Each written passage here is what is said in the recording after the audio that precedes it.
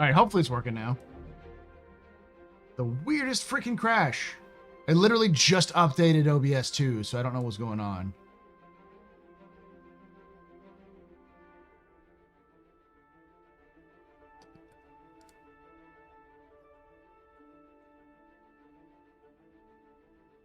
I am alive, though. Welcome to the Astro Pub, your space bar at the end of the universe. Sit back, relax, enjoy the show. We got a good one for you. How y'all doing? Bad update? Oh, it works fine now.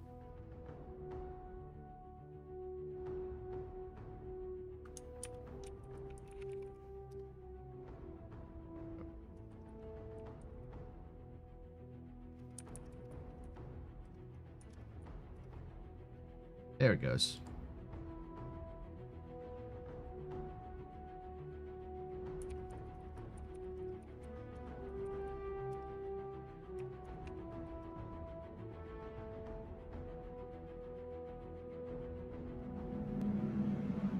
You can take away my spaceship. Spaceship.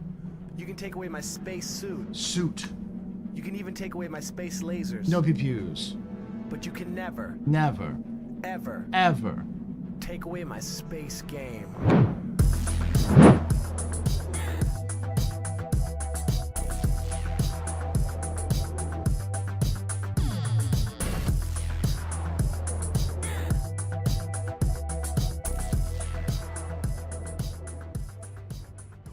N1GHTCOB just resubscribed for 44 months. Bro, I forgot.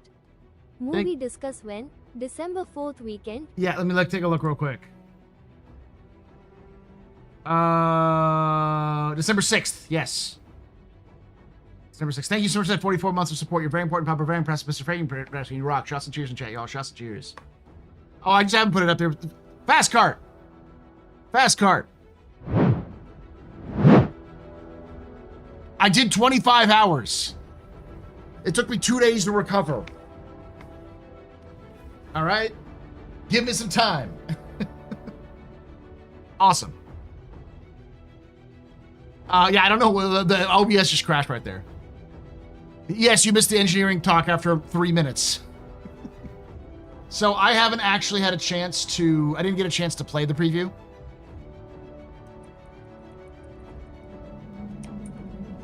You can take away my spaceship. You Spaceship. can take away my space suit. Suit. You can even take away my space lasers. No pew-pews. But you can never, Never. ever Ever. take away my space game.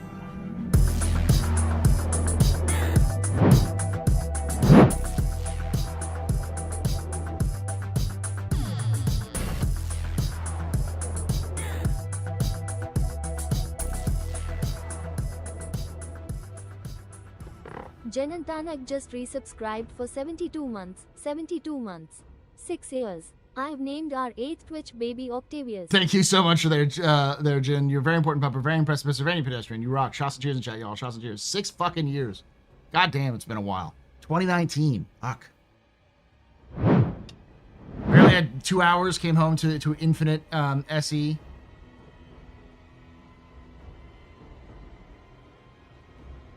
SE. Server error? Oh. Eh.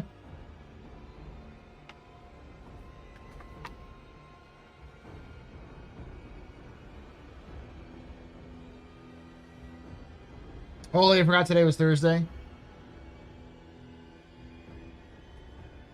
Let's see if I can find a good one on this one. I saw...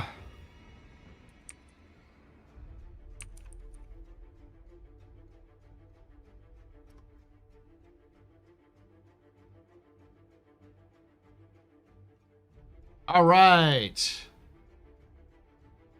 I found a Reddit about this, which is important to I'll go over a little bit. So we can go over a little bit of what's going on. Don't forget your homework is to watch Explorers. I will watch Explorers. I also have to watch all of the Aliens franchise. I do start at 8 p.m. EST, but the problem was today was one of my only times I had a chance to actually go vote because there's an election on Tuesday and I won't have time on Tuesday to go to the election, so I went early. But that meant that I had to start later. So originally it was going to be a little bit later because I had to vote and then go get dinner. But then dinner took a little bit longer than thought. So Alien and Aliens, yeah. Hi, Paul. With CIG's passion for scientific verisimilitude, are we to think that the new announced metals like lindenium and robertsonium are actually fit in the periodic table? Probably. Hashtag teach me. That's probably. CIG does like to get close to it.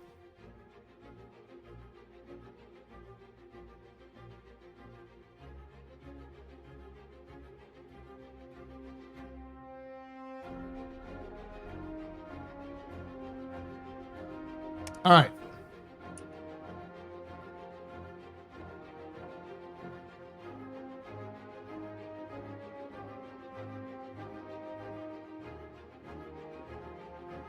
Let's take a look at this.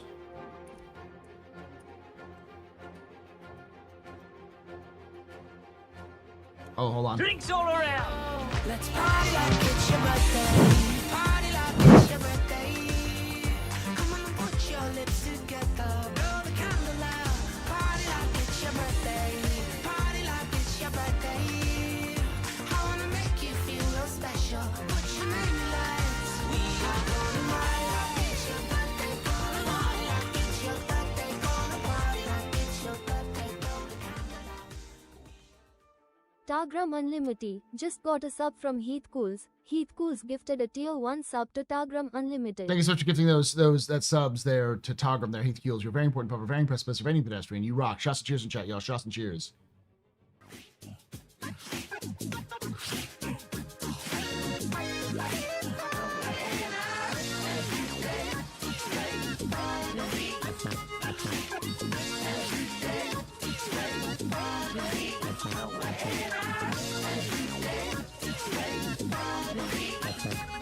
Dance, you voting man.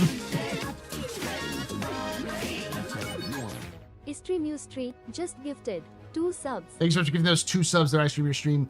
You're very important, Papa, very impressed, very pedestrian. You rock. Shots and cheers in chat, y'all. Shots and cheers.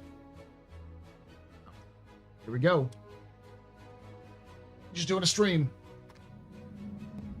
So this is where someone comes in and complains that they can't follow me because I dance too much. And then everyone just proceeds to pile on more stream, more donos. But you can never, Oh, God. ever. I knew that was going to happen the second he opened his mouth about that. I'm like, oh, fuck, dude, you don't know what you just did.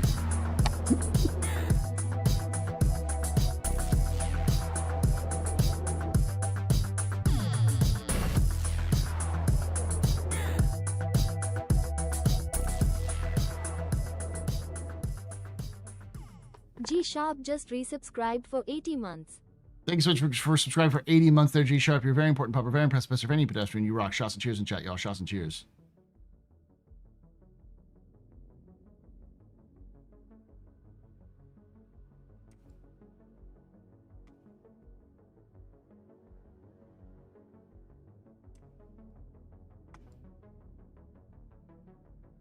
Go.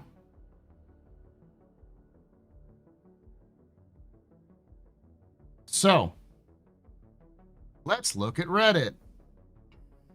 That's not a sentence I say often. Nope, nope. You can take away my space suit. You can even take away my space lasers. But you can never.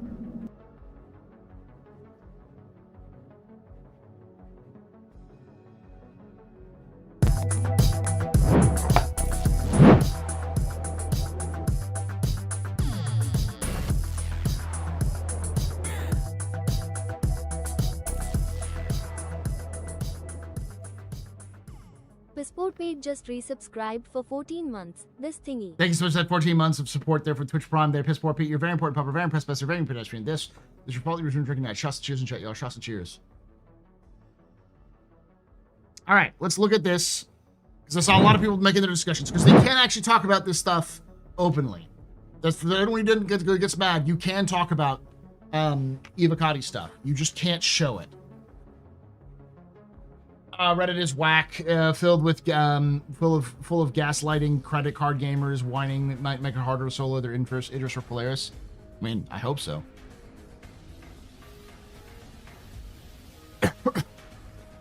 So,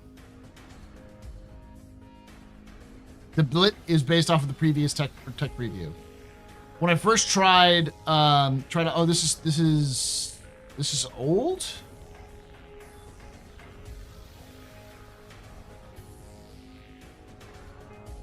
Oh no, it was 2 days ago. It was 2 days ago. It's like on Tuesday, right? Monday or Tuesday. Take away my spaceship. Spaceship. You can take away my space suit. Suit. You can even take away my space lasers. No PPUs. But you can never, Never. ever take away my space game.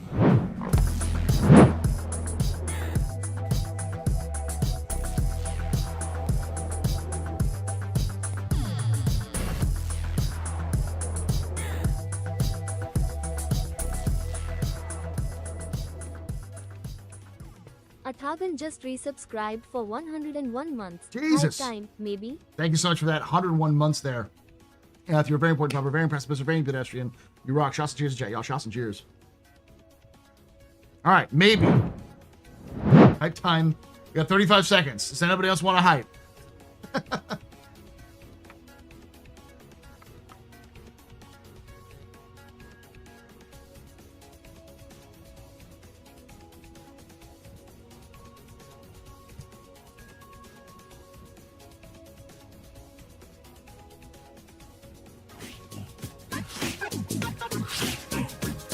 Fast.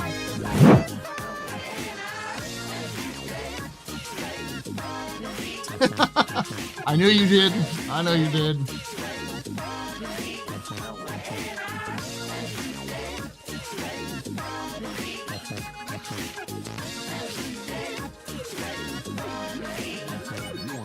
Waston just gifted 5 subs. And you get this thing that was 5 subs there. Vast, and you're very important, proper, very impressive, Mr. Very pedestrian.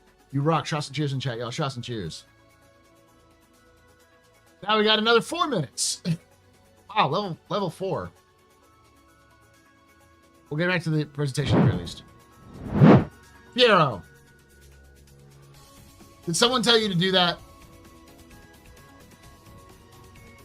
Or have you also caught on to my love-hate relationship with Nyx 1?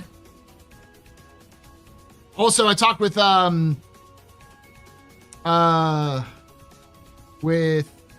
Waka at the event, and he told me y'all were working on Nyx. We're working on the Nyx soundtrack. And then after that, I showed everyone Pyro, and a lot of people were like, holy shit, this is baller as fuck. I'm like, yep, you should go buy it.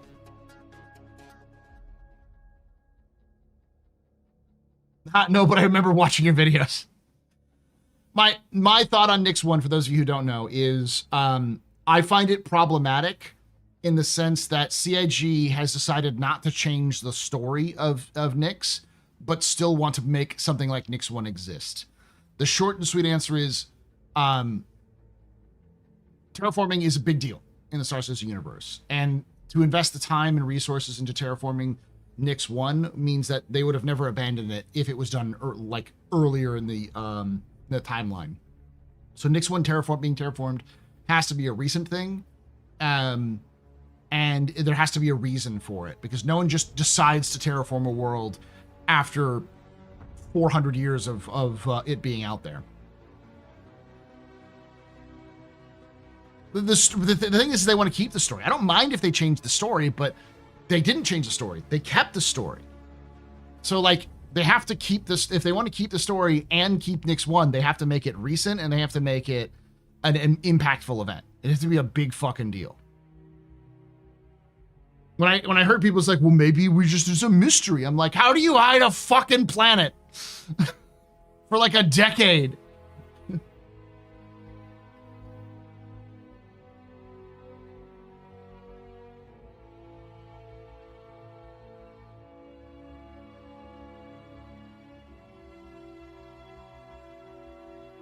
Took me a while to get here. I just recalculated and reconfigured the spinal weapon on my protag ship. The new energy is a 55 gigaton equivalent. It was a teraton equivalent range. Still insane. Just less so. I have no idea what you're talking about, Alex.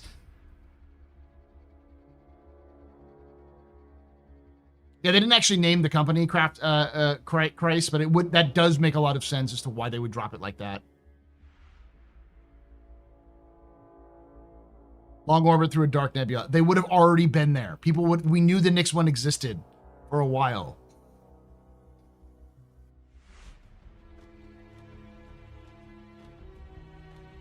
I love Nyx, man. Like Nyx 1 is great. I love the idea, but it needs it's insane what they were able to do with it. But that's from like the game point of view, not from a narrative point of view. Well, listen, Fiero came in here and literally asked the question, okay? How about they move Nyx 1 to become Castor 1 when it opens and say Castor 1 terraformed like they moved Levski? That's fine, but that's not what they're going to do. I know a lot of people think that, oh, well, because they moved Levski and because they're doing a temporary jump point, that this is temporary as well.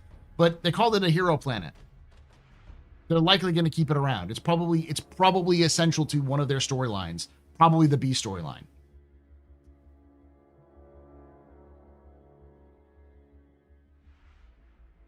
Yeah, I went to go vote, Luna. So I went to go vote and then got dinner after that.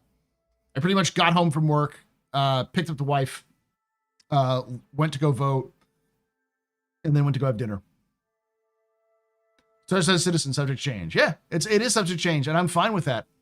I am okay with retcons as long as they make sense. They have to make sense.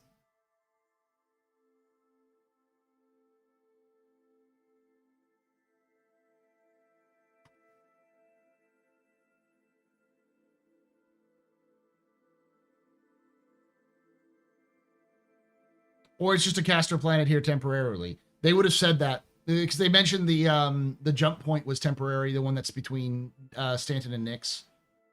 They said that's temporary. They would have said, hey, yeah, this is just our testing out, and we're going to be moving it to Castra. They didn't. They specifically talked about Nyx 4, 3, or Nyx 3 and 2, and then, brought up Nyx 1.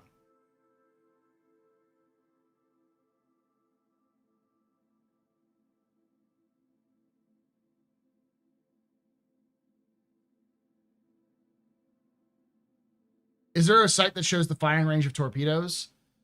DPS calculator and the wiki, the tools wiki, starsystem.tools. Both of them have that information. Crasta had red trees. I mean, part of it, I'm sure. It's so cool. I don't think it took me out of the immersion. It was the mission flow. Example, going to the facility, leaving, coming back, leaving. I don't think they're going to do that.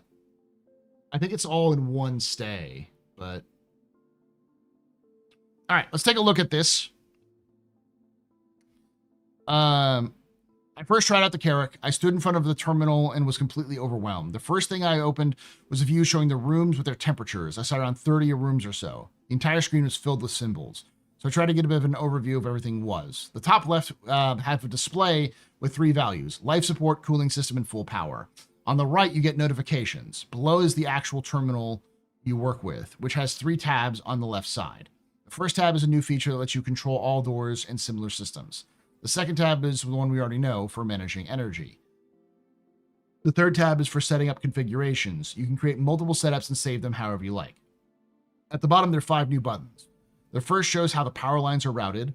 The second shows all the doors. The third shows all the components. Fourth shows all the temperature in rooms, and the 5th shows components are which components are damaged. All the way to the right, there's a button to lock and unlock doors. So I was inside the Carrack and honestly a bit overwhelmed by everything I was seeing. Started playing around with the doors. You can open, close, and block them all independently. Then I moved into rooms where you can toggle whether air supplied or not. I'm not sure if it worked, or if it was because I'm still in Area 18. We can at least see the temperature and status of each room. Then I checked the components, and some were damaged. Everything was displayed clearly and nicely. Because I felt a bit complex, I thought about trying a smaller ship, the cutter. Unfortunately, the buttons don't work to open the door, so I grabbed my railgun and shot the door open. The effects are new too. The impact was really beautiful. Perfect round hole. Probably caused too much damage with the one I shot because the components caught fire. I grabbed an extinguisher and put it out. So they have Maelstrom in. Then I took multi-tool and tried to repair the components. There's a new interface showing which component it is and how much damage it has. Unfortunately, I couldn't refill my multi-tool to test the repairs. After that, I tried 2 other ships, the Cutlass Black and the Hull C, but they didn't work. We were already told that about 70 ships are currently functional. I tried the Corsair, that was much more manageable. I ran the same tests again. This time I shot out a component, set them completely on fire. The fire kept going, and the temperature rose significantly. I also tried a few tests removing the air from the room, but that didn't work either. Not sure if it's broken or if it's because it was still in Area 18. Luckily, the damage wasn't too bad, so I tried flying into space to repeat the test. I flew upwards, and I'm not sure what happened, but suddenly the ship lost all power and I crashed. I reclaimed the same ship and tried going farther away using quantum jump.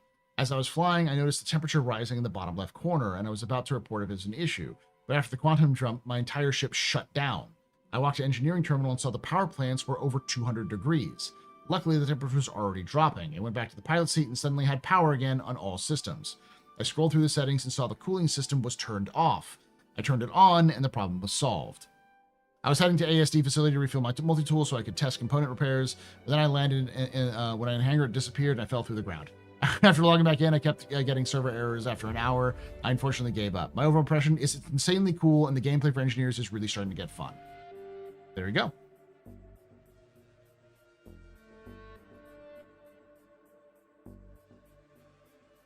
Seems about right? Yeah. From what I could gather from everyone I've researched and looked at, I just wanted to find a good one. This one was the top one that showed up. It's very in depth, but it's very much what we expect.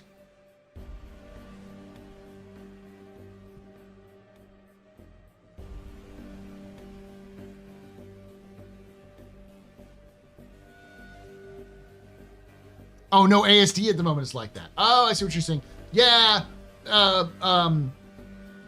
Operation Oberon is better. It feels like they wanted to do ASD more like what they did with the Oberon, but they didn't have the tech, and so they just have gone back and fixed that. Where you just show up and you do all these things all at once.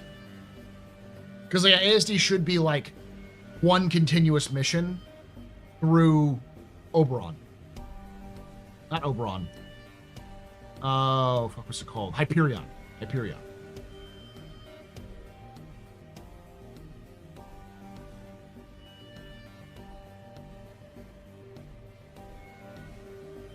Well, I guess I can't make fun of the MSR and Herc door setups anymore.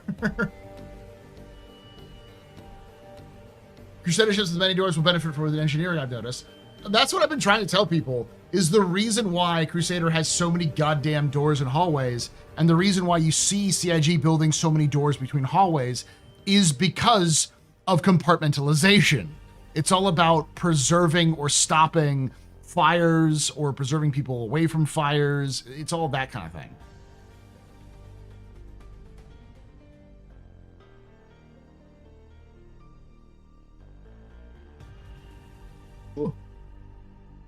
So I asked the Captain's Table viewers what should the next pub chat be about, and I had 3 options: CitizenCon, Nix, or engineering, and overwhelmingly people chose engineering.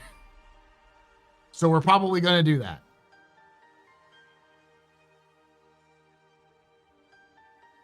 Like a submarine or a spaceship. Like, the limited interaction I had with it, it's pretty clear that, what is it called? Faster Than Light is an inspiration, and it's not a bad inspiration to use Faster Than Light, because their system is like the industry standard in my experience and my opinion when it comes to managing engineering.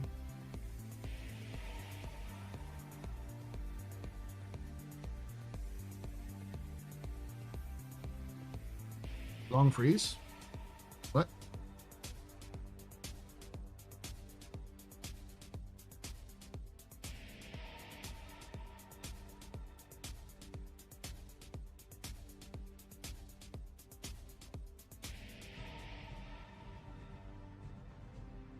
I thought from the leaks I saw that engineering looked polished, a very good initial implementation.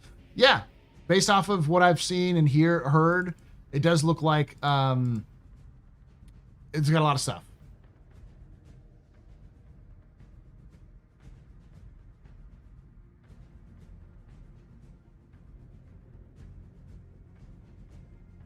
I rewatched the live from 9 months ago. The name exploring the lore of Star Citizen's first 5 systems at 1 hour 11 minutes 20 seconds. You said, now I don't know how much different they're going to be, but I don't think that we're going to be seeing Nyx 1 suddenly become habitable world. Yeah. And CIG said, hold my beer. The reason why I said that was because if they wanted to keep the system theme, it wouldn't make sense to have had a habitable world for Nyx 1. And CIG decided to say, fuck that. But they didn't change the theme. That's why it's bad. Hey, Sapper. I actually am doing a video on it, but I putting it to the side. Hold on.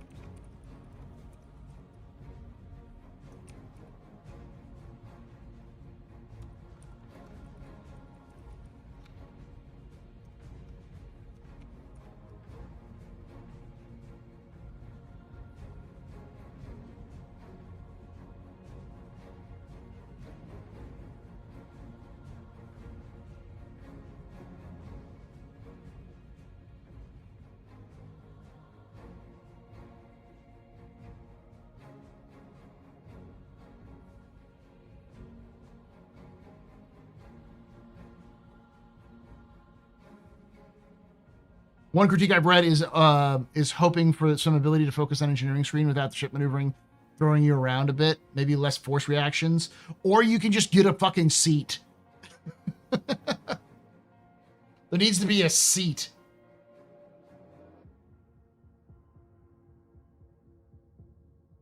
Honestly, for a test, really intended to make sure it mostly works on a loaded network environment. It seemed to work. Needs tweaking and armor in, but otherwise looks engaging without being overbearing. Yeah. Depressurize everything, people will be pissed because it'll stop fires, but you'll overheat your components. Yeah. It's a balance game. They want to have heat management, and if you vacuum out the heat, vacuum out the atmosphere, there's no way to to remove the heat, because you have to use radiation, and it takes a long time. You can use coolers, but the coolers are still going to fight against that whole process. So you can't just evacuate all the atmosphere, but you can't just turn on the coolers all the time because that uses power. So yeah.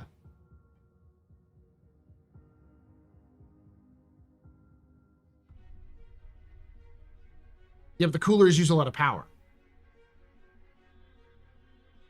Simple answer, CIG wants you to not cheese their systems. Yeah.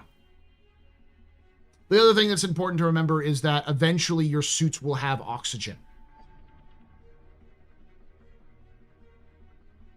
Have you seen the latest Ask the Dev replies? Okay. I don't have a tractor beam for today, by the way. I'll have one next week, though.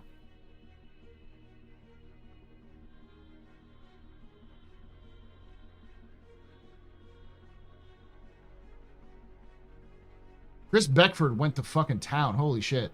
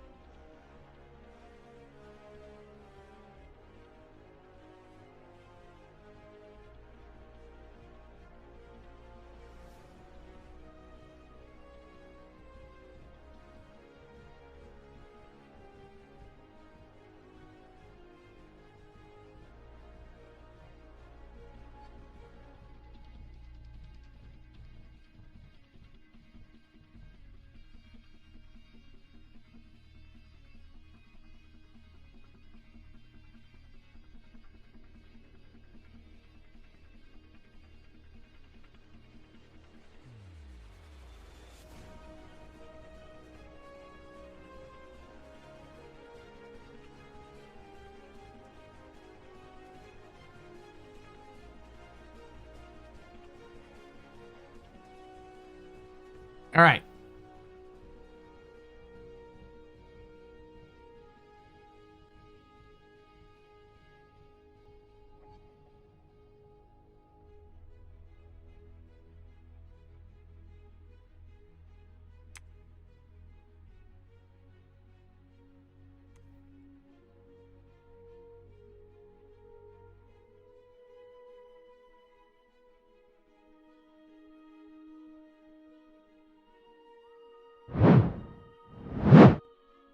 So this was on, I don't know who Chris Beckford is, on, it's been went back 45 days worth of posts. Has anyone ever gotten a response back from anyone other than players? Just to add to the list, any questions of asking when will bug or feature be fixed is unlikely to get a direct response due to the flexible way we work. Priorities can and do change, so often the near-term plan is somewhat fixed. CIG rarely replies, and usually it's not very helpful. I'm sad to say there's a level of truth to this. The fact that that this forum can get particularly busy, and during working hours, most of us are busy with development. The only time I really get free to respond is on my own time, like right now, sat at home in my sofa at 9 p.m. Dog at my feet, children playing Roblox, I know, half watching TV. What that means is that even if I ask something with my specific area that I can talk about, e.g. VFX, I'm not on my PC, on my work PC. So unfortunately, I can't check the code or look for reported issues. I try to keep an eye out, but it can be hard to keep up. So thank you for everyone in the community who helps out of sharing previous answers. You guys are awesome. Roblox, sooner they're flying the rotor, sooner they become a citizen of the empire. I know. The 13-year-old asked when he could play my game, so I offered to show him him immediately. He immediately said no because he was about to trade some rainbow fruit. I'm so ashamed. Possibly nudge something at some level of vehicle team. I made my post here about Hawk. I'll see what I can do. I know they're pretty busy at the moment, though. Yeah, they got a lot of stuff. They got a lot of ships. Speaking of VFX, I'm wondering if there's any improvement developments on laser shots from ships. Right down the PU, it's all the same red shot except for NDBs. So no unique effects for each gun. There probably some work from Squadron 42 that make its way into Star Citizen, right? Also, there's any effects planned for ships crashing to the ground and landing, like vents blowing out or smoke or something like that. Love our ships, but it feels more VFX could be added to the overall experience thanks to the work and passion. I don't think we have anything in the near future for laser shots, though I may be wrong. I'm on programming side, so the VFX art team may have plans. There's some cool looking improvements to ship atmospheric effects in the pipe, so there'll be something to look forward to on that front. Okay. Check the other ones.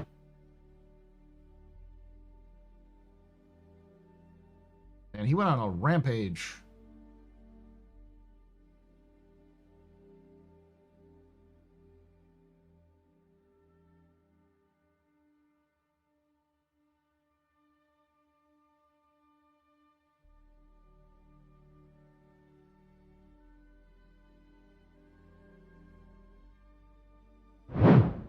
I noticed something lately. The Acid Dev section is completely inactive. People are posting questions, sometimes about really important topics, but there's just no response. Why does this section even exist yet? It exists then.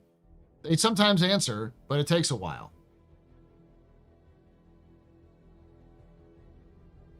Also, let me get on my soapbox for a moment. Let me get on my soapbox. Spectrum is toxic as fuck.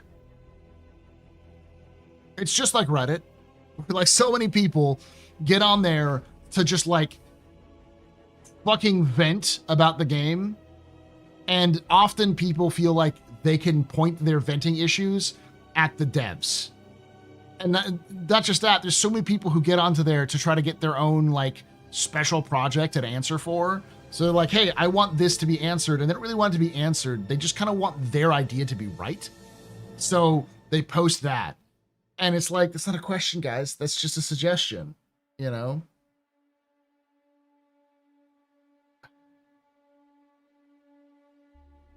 Hey, what's up, St. Patrick? Wear your helmet always now. Well, that's the thing. You can wear your helmet always, but in the near future, your helmet will have resources just like everything else. There's going to be a reason to take your suit off, basically.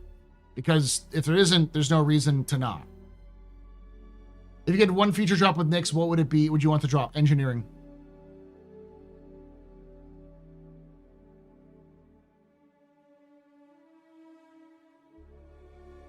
Seeking validation. Yeah, thank you. That's the way we're putting it.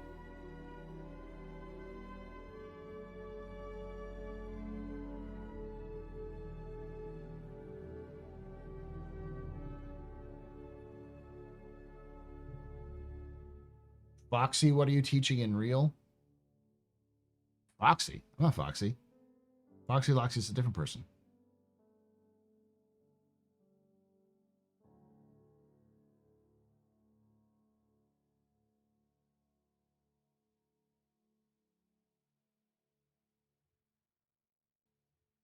I'm on both. Spectrum has more detailed info, but is super aggressive. Reddit's more friendly, but can be very dismissive. Yeah. I stopped going both to both those places because I found that generally they're not helpful. And there's an anti-content creator bias on both of those places. So it's really hard to have a normal conversation with people if they know you're a content creator. They'll just either like shit on you or like fanboy about you.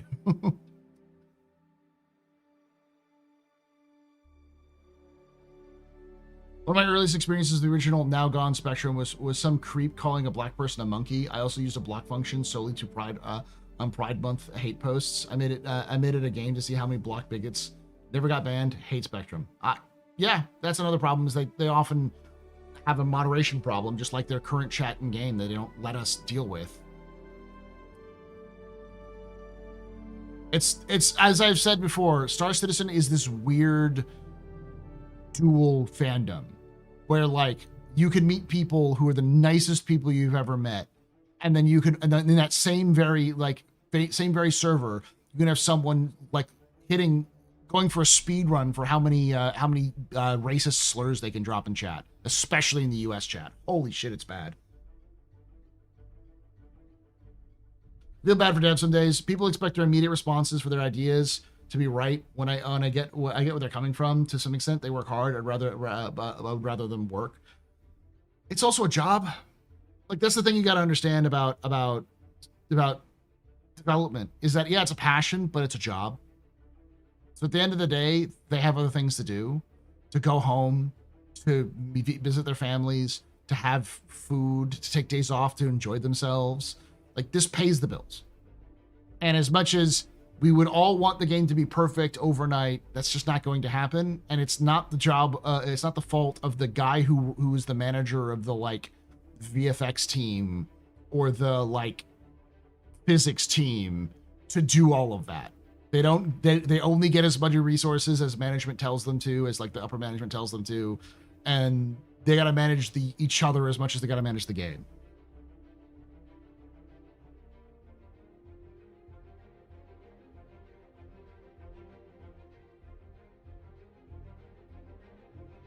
I'm sorry, you have a similar voice to that one guy. So what do you teach? What are you teaching in real? Is it engineering? No, I don't teach engineering. I teach social studies. But I am a teacher, yes. Me and Foxy sound the same? That's kind of weird. No, you'll hear me. You may have heard me in the Astro Historian because that's my other channel.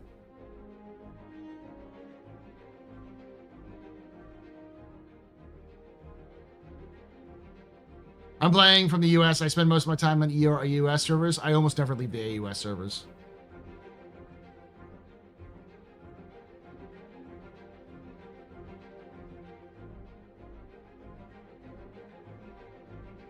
Boomer Gen Xers never learn. I hate to like throw that generic out there because like there's plenty of boomers and Gen Xers who are like very technologically savvy who play Star Citizen, who are good folks. I can't imagine being mad or that sensitive to words. I'd like to put it to you like this there, then knowledge. Can you imagine if you were trying to just play a video game and every other post on chat that you see is just talking about your family? Like deep personal insults and specific attacks on your family. Like your wife, your children.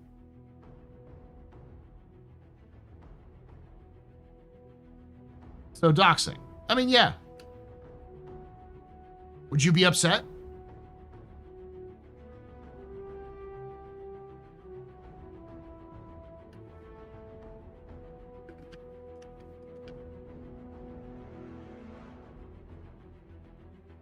I mean, it's just words, man.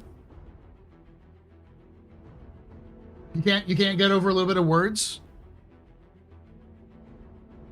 I understand your argument. It's not about like, oh, I'm mad at words. It's that like this shit is constant. And it's like these people don't actually believe in anything because they're nihilistic fucks. And they're just doing it to get a rise out of people. That's the reason why people hit F12. Like you can't have a normal fucking conversation on like game chat or Spectrum without somebody being a dick. So it's like, fuck you, just F12.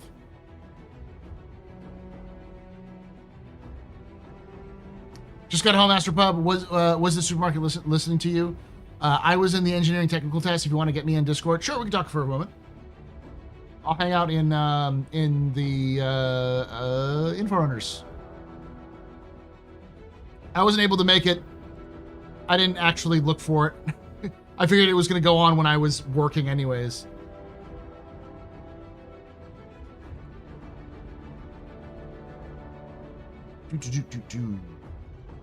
Recording. I'm in the recording booth.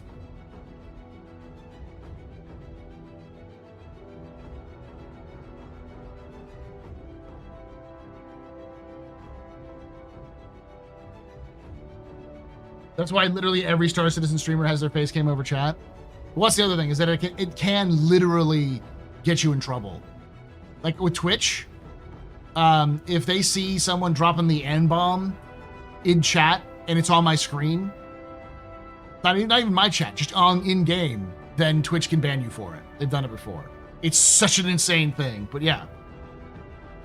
X. Mr. 25 hours. 25 hours? Yeah, baby. Going for 26 next year. It's gonna get those rookie numbers up. Mm-hmm. My comment would be, like, if I was to give you a broad overview, I don't think people are ready. That's the first thing. Okay. It was a lot bigger impact on the ships than I thought it would be. The way I would kind of describe it is, up until now, we've been playing with half the ships. And I mean that as in like half the functionality. Like all the combat, all the flying is just half of what the gameplay is. Like there is so much gameplay coming, and I'm all ready for it. Like I was like, this is going to be really awesome. There's a whole nother side, like the repair, the maintenance, the day-to-day running of the ship, and it just makes them feel so much more filled out. And yeah, there's some bugs and there's some issues, but I'd put it to you in the same way that, when back in the day we used to talk about how to kind of sell the game to people, like what is the vision, the scope. There's just so much promise there. There's just so much, like all the ships just feel so much richer for it. And I've been going around watching other people's experiences as well. Like I've heard stuff about a guy in an Intrepid and he dropped a grenade in it and it stuffed up the ship so badly that he couldn't even get it repaired. Like it was just done. Just really cool things like that. Like, I was in the Apollo. That's the ship I ended up trying because it was a newer one. I thought it would be working. Start out with it. Yeah, it started out with a Paladin, but it was an older build, so it had some issues. So I just went back one ship again to the Apollo, and yeah, it had some issues. Like, so you know how sometimes when you turn things off and things reset, that's what caused an issue for me. So I basically was seeing what components I could pull out after I'd had a bit of a play, and I pulled out the power plant, put it back in. Then when I turned the ship back on, it had reset all the every single setting. And so when I turned the engines on, the weapons on, and the drives on, I forgot to turn the coolers on. Yeah. Yeah. Fire and shoot. It was yeah. To say the least. But yeah, it's definitely taken the technicality of the ships up a notch. It's simple to understand, but there's a lot going on, and there's really cool things like presets as well. So you can obviously just go between your presets. Like, I can see how batteries are going to be really vital now. Like you're basically going to like turn them on. I reckon most people probably turn them on just before they go into combat, and that's, you know, they'll use it to like overcharge the guns and shields and stuff like that. Yeah. Yeah, so you know, and heat management's going to be a thing. You could like a lot of the components now on the power screen, they have like a little heat bar next to them, and managing your cooling, as you know how we always thought like people just flying was going to be a thing, but they're going to be flying and managing the heat as well. Yeah. So it's going to be, you can see the multi-crew stuff coming in, like it's going to need people that have eyes on this shit, because if shit starts to go wrong, it's going to cascade, and just like if your whole ship just shuts down in the middle of combat, you're screwed. It's definitely gonna change. You can totally see now why the old flight model didn't work with single seat fighters, because it wouldn't have worked with this. Yeah. They get a special, because they are inside their ship, they get a special like repair one component one off. Yeah. And after that, they're done. And even that, it seems like a lot to me. Like it's a, you know, bigger ships don't get that. But smaller ships are obviously, yeah. But it's yeah. If you can get into another one, Paul, I'd highly recommend it. It's got some bugs, but it just totally was like the scope of the game just kind of like got blown wide open for me. Yeah. It was bigger than what I expected. You know, especially with all the fire and the like, all those systems they talked about that actually affected the ship are now in. It's not just engineering, but it's all those, if shit hits the fan, they also affect the ship. And you can start to see when they bring in atmospheric flight and like and armor and all that stuff that lays on top, like it's deep. Awesome. I saw this in the account. They said they hit something with a railgun and it made a nice round hole in it. So I was like, wait, is Maelstrom partially in? Because they just punched a hole through the fuselage.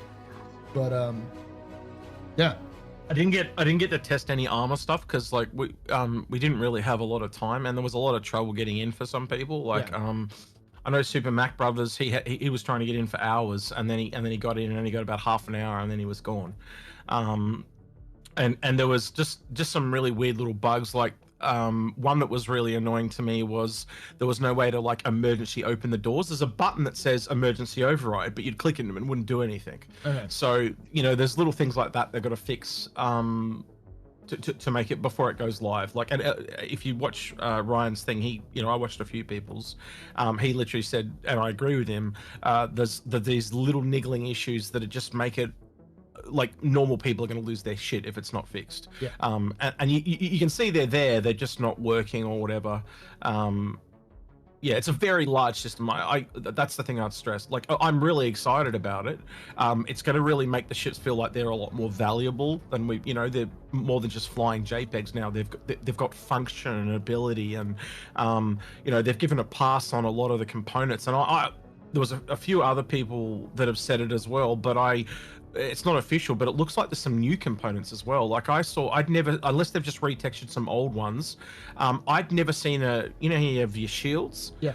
We're at it was I can't remember which station it was at, but we're at one of the platinum bays, picking up stuff for the repair tool, and one of the shields in there was orange, and I'd never seen an orange shield before. I'd only seen green and blue and black and white. I'd never seen an orange one, and it was called a Yorgos. Sounds and I hadn't familiar, seen it, but maybe. Yeah, and they had other stuff in there too. Like they had an Aegis Idris railgun battery, I think it was, in the shop called a Vulcan. Yes, they used another name that they've used before. Yeah. But yeah, there was, so there appears to be a whole bunch of new stuff going in. I think a lot of you can see they've been cooking all year. Basically, this is a very complicated system, and you tie that in with all the stuff on the weapon changes and the effects that we've been hearing coming down the pipe. I heard you talking about that just before as well. Yeah. Yeah, it's probably going to get delayed though. I think you'd agree with me on that. Yeah, like it's early next year, kind of thing. Yeah, they originally planned for August, and we're now testing it in November, so that kind of shows that it's 3.5 months delayed. So I think that was their intent, but it's just too big. and they've run into roadblocks. But kind of like you said, they're devs. They've just got to work on it and get it done. It's one of those things that I've been following it through the monthly reports, and basically everyone is saying, I'm like, yeah, this sounds like what they're doing in the monthly reports. And they mentioned that like they wanted to do auto repair for fighters, where like you can do auto repair for fighters to keep you going. Yeah, I think it's really interesting. It's just going to be really. How do I put this? Like, I have my only issue is because of it. It is obviously balancing. I know they're going to have tried their best, but it is going to require balance and tweaking over time. Yeah, it's definitely. But once the tech is in, it's just a matter of balancing it out, because people will find whatever the most effective ship to crew is that'll give you the best options and stuff like that. I heard like that the Cutlass didn't even have components, so like the Cutlass so well, the feedback I heard was the Corsair was the best one overall to try. You know, I had like I got in the Spirit straight away, and the power was off from the get-go, and because the emergency override didn't work, I couldn't even get in the ship. Like, I got the back door open, and then the second door was locked, and I just couldn't get through. Because the power plant was literally sitting on my right. I'm like, this is full of shit. The same thing happened with the guy with the cutter, where he couldn't get in because the cutter wouldn't let him in. So so there's just some teething issues. I can see why it's not live yet. They're going to be crossing their T's and dotting their I's and fixing, you know, little bugs here and there. But the promise is there, and that's what I would get most people to take away. You can see the framework. Like there is an actual thought behind why they're doing it, rather than just being, this is cool, you know. Yeah. Well, you look at other ships too, like even smaller, like medium ships, I guess, like with the smaller crew. I look at them and I actually wonder now, like, is that as effective as we thought it was going to be? Like, are they really only just a step above a fighter?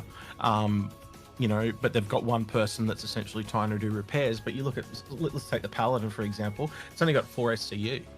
You know, how many components or ammo are you going to have there? That you're really going to be able to replace before you're shit out of luck, you know? And then you go up to, say, a bigger ship of the same nature. I think the combat ships are the ones that are really going to be noticeable first, because they've probably got the most polished gameplay. And I think they're the ones that I think a lot of people will be looking at, especially with armor and stuff. It's going to be a really interesting time. I don't think we're ready for next year. To put it mildly. No, I'm serious. Like, I've been thinking about this for the last couple of days, and I'm like, once this is in, and the scanning is in, we are really, it is that turning point. This is now a game, and we are now heading to 1.0. Like that's how big of a thing this is. And I think we're going to see a lot more people coming into the game in a positive light. Like, you're going to get people, like all those comments we heard about, oh, they're just JPEGs. I don't think they're just JPEGs anymore. Yeah. They felt like breathing, not living, but you know what I mean? Like, they felt more realistic, and there's tangible weight to your actions and player choice and consequences and stuff like that. And it's more than just a fuse system. It's people are just not ready. It's faster than light. It's faster than light with all of the trauma that does bring in. Where most of the time, my crews in faster than light burn to death. Like, if you don't manage your heat, you're fucked. You know. Yeah. Well, again, like all those times we laughed at people, you know, tripping and falling down the stairs and dying. It's going to be nothing when Johnny gets sucked out the airlock. Like, like, it's just like, I just don't think people are prepared for it. And like, just little weird things, like a single grenade took out an entire Intrepid. Yeah. Like, you can imagine what it's like having a spy on an Idris. It's going to be a nightmare. Yeah, someone's just gonna have to drop a small grenade into your engines, and you're done. React. Yeah. Yep.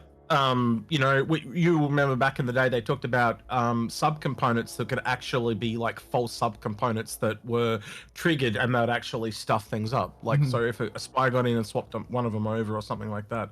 So I could just see all the gameplay that's going to come out of it, and it's literally almost up to this point where we've had half a game when it's come to ships. That'd be my real takeaway. And I highly recommend anyone that can get in and try it, you do so, because I think they've done exceptionally well. And I'm really looking forward to. Obviously, it's going to have issues, right? It's not the super most complicated system, but it's easy to understand. Essentially, things make heat, coolers cool, power gives power. We all know what the components do. It's just now how they work together. And it's just, I'm excited. If you can't tell, I'm trying to put it in a very succinct way, but it's hard to do so. I'm trying to calm myself a little bit, but yeah, It's funny I'm really, because really you say all this, and Aimless is like the test also showed engineering is still conceptual. Like, what? I don't see how that works. No, I don't think it's conceptual. It's really well proven. They've put UI elements in that they are getting ready to go. The way you work up to an engineering terminal, and it's essentially scans the entire ship in 3D inside the terminal, and you can literally turn different things off and on. So you can turn on every component in the ship, and they're even color coded. So when we got in the Apollo, we noticed one of the coolers was yellow, and we're like, oh, and we walked over, and it was 3% damaged. We repaired it, and then the whole ship just came to life. And that was default, like it was defaultly broken. Just little things like that. So you can literally just open the map and see exactly what's wrong, like straight away. It's a really good analytical tool.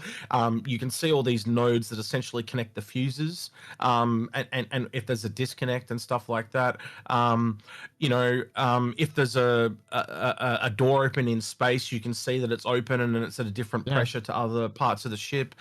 It's a really good analytical tool. My only complaint actually was in the Apollo, I had to keep getting up and going to the and this might just be me learning, right? But I had to go to the engineering terminal, then sit back in the seat to fix it. So I was literally going I had to get up and down like 5 or 6 times between the 2 stations to fix what was wrong.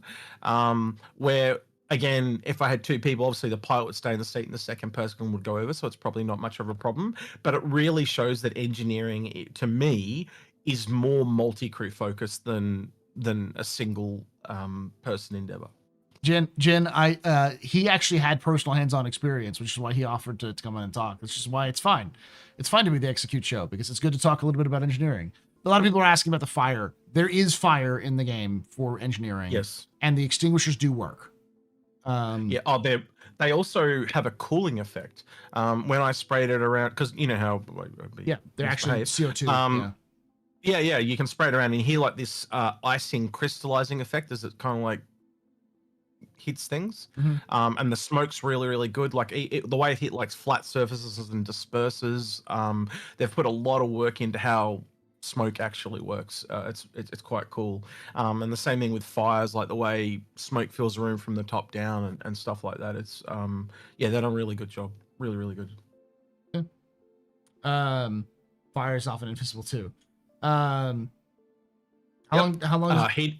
What's up? Yeah, heat is the thing. So if you don't let an area cool down, it can catch in flame again. Yeah. So you can put the fire out completely and then it'll just come back.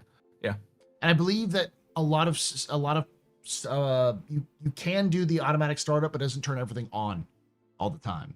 That may just be a bug. Yeah, that's just bugs. One of the things I gave back in my feedback is they really need a default preset. A lot of the ships don't have that. So the designers pretty much need to go through and make it like a factory preset to just turn it on, because some people are not going to want to deal with the engineering stuff, and so they should just kind of like turn it on, and as long as they use it reasonably, it's not going to catch on fire. That's what I'd recommend. And I said, and I basically said that's just a minor issue, trivial really. But yeah, I gave him a lot of praise because I was really, really liking where it was going. So yeah, it's funny. Ackland's saying it's overcomplicating the game and people won't like it. I think it's for people. It's for people who want to be engineers. Like it's its own gameplay loop. I think it's the important thing to understand. It's a gameplay loop. This isn't like something you do on the side. This is for somebody whose game it is to be an engineer. It is not something that someone who's going to casually enjoy. It is designed for people as a gameplay part. So you're going to want engineers. Yeah, it's my biggest concern was I was just like, yeah, they're going to get so much hate from people that just don't want this. They want to keep doing what they've already been doing. It's kind of like what we heard when they started doing flight model changes, right? Yeah. There's going to be a certain section of the community is go, I just don't want you to change. But it's a good change, and it is going to make the game like the level of depth in ships is literally doubled, if not more so. And I'm really excited to see what other people think of it. I do know some people are just not going to like it because all they want to do is deliver cargo or do combat. But if you look at the game overall, it requires it. No, I know you're not hating Ackland. What you're saying is that it's very complicated and some people won't like it, which is true. But it's also not complicated enough for a lot of people. It's simple. It's a simple loop is the answer. For the sake of funding and selling those big ships, they should have sold NPCs first. Or they should have implemented NPCs first. But hey, roll the dice. You're not getting NPCs until after the launch. I want to emphasize this y'all, because this is important to know. This is a multiplayer game. CIG doesn't want you to rely on NPCs to pilot your ships. They want you to find other players to pilot your ships with them. Yeah, Solo play is entirely available. You can do it, but it's not recommended, kind of thing. I had a visual thing because I was lucky enough to go out with an org a week or two ago, and we got on a fully crewed Idris. Every single turret, we got taken on by 2 other Idrises and 2 Polarises at one point, and we beat them all. It really showed me that it's not a ship, it's a crew that works together. And then I started thinking of this crew of 25 people on an Idris and went, holy shit, now you add engineering? Holy crap, like how many, are we adding another 10 people to this? Like awesome. How many more is it gonna, well, I don't know the number yet, obviously, but it really is 2 sides of the same coin. You've got your essential defense, which is your repair and maintenance, and then you've got your attack. If you're talking a combat ship, and it really, you look at the real military, and I'm sure you've talked to as many military people as I have. Yeah. There's so many important factors. Like,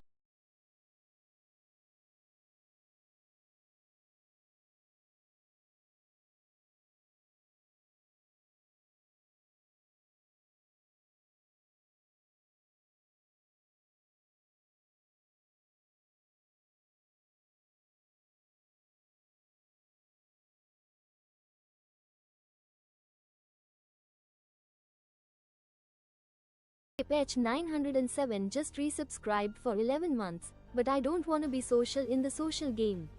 S Rocket Shrike. Thank you so much there, Scott. You're very important, Papa, very impressed, Pennsylvania pedestrian. You rock. Shots and cheers to chat, y'all. Shots and cheers.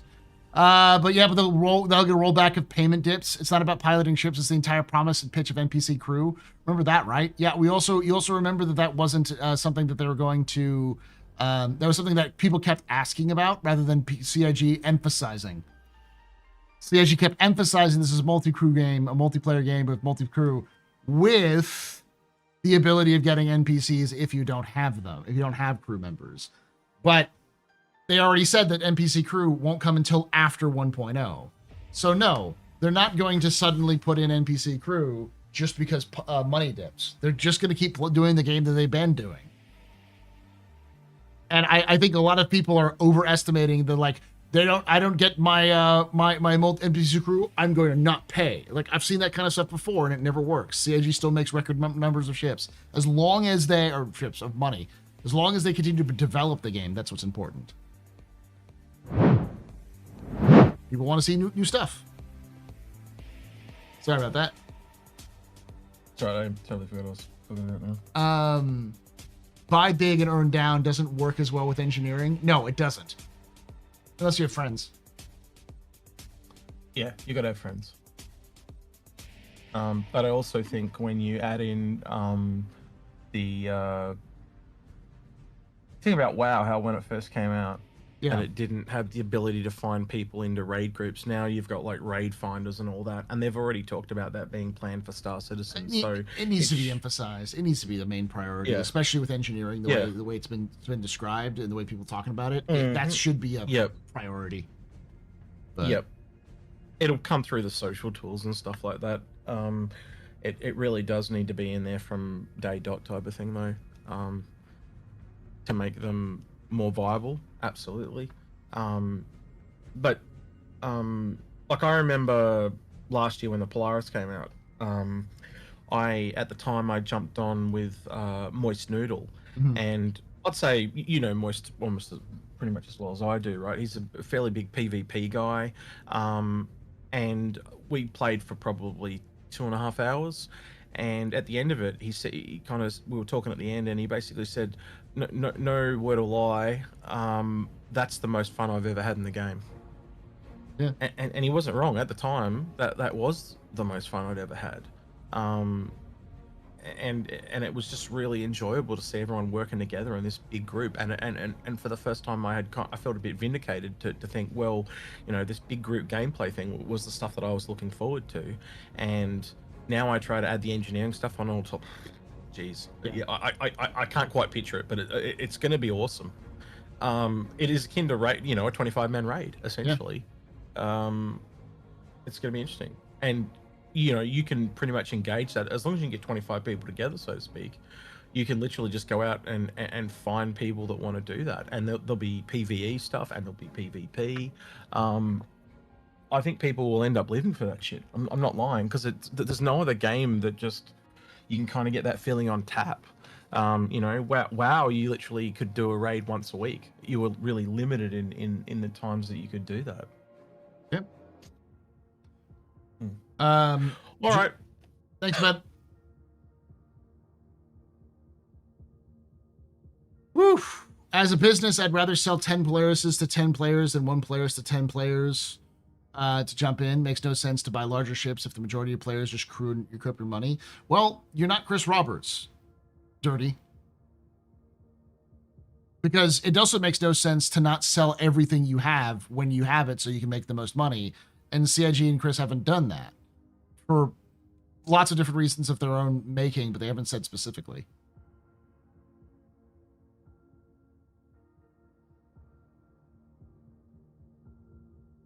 Stop yapping. Help us that tow. We tow big and small. None of this matters. Out of here, dude. We got to what the fuck are you talking about, Jay Davis?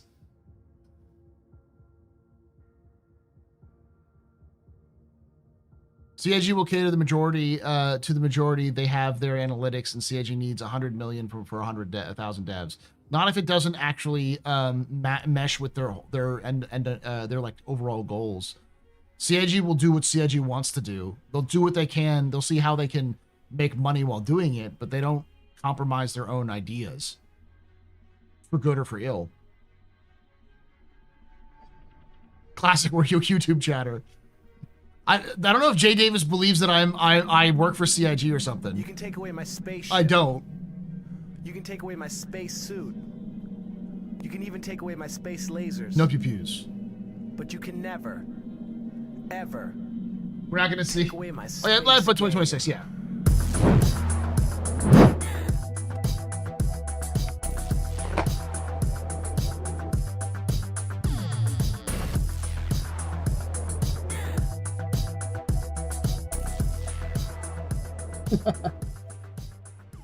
Shogi_HR just resubscribed for 17 months. Cloud. Visit Horizon, the city in the cloud. Thank you so much for that 17 months of support there, Shogi. You're very important, Papa. Very impressive, very pedestrian. You rock. Shots and cheers in chat, y'all. Shots and cheers. And if we don't end up with a good game, this will all be a big waste of time.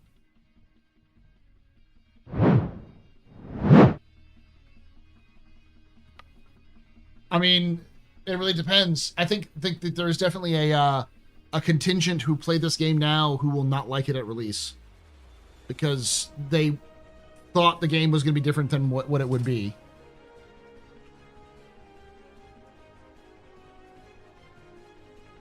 Yeah, social tools need to be a big emphasis. They don't have social tools. That's a problem. I have been, in the last month or so, been an evangelist for social tools. CIG needs to add them. It needs to be a priority, especially if they're going to be pushing things like engineering and like all of this big content, like the strike groups and stuff like that. All of that needs to be like under the new social tools. They need to do that. This is a monument. This is monumentally a huge leap in tech, and we got to see it build up. I mean, there's like 190 ships, and they only got something like 70 ships to work with it. So yeah, they still got a lot of ships to work.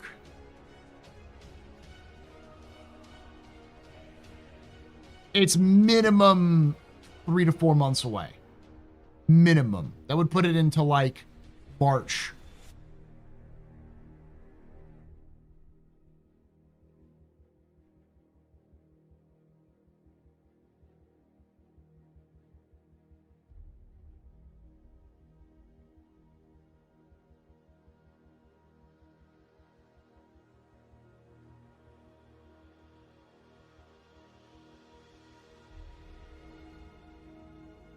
They'll be updating ships again. No, they're still updating ships right now. Did I just say March? No, March.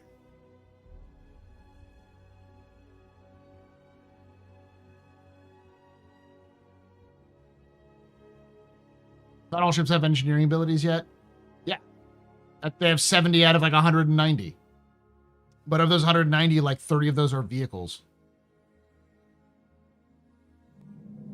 I thought it was a cute abbreviation of February, March. I mean, I don't think February would be. April would probably be more minimum. You can even take away my space lasers. But you can never, ever take 214. away my space Okay. game.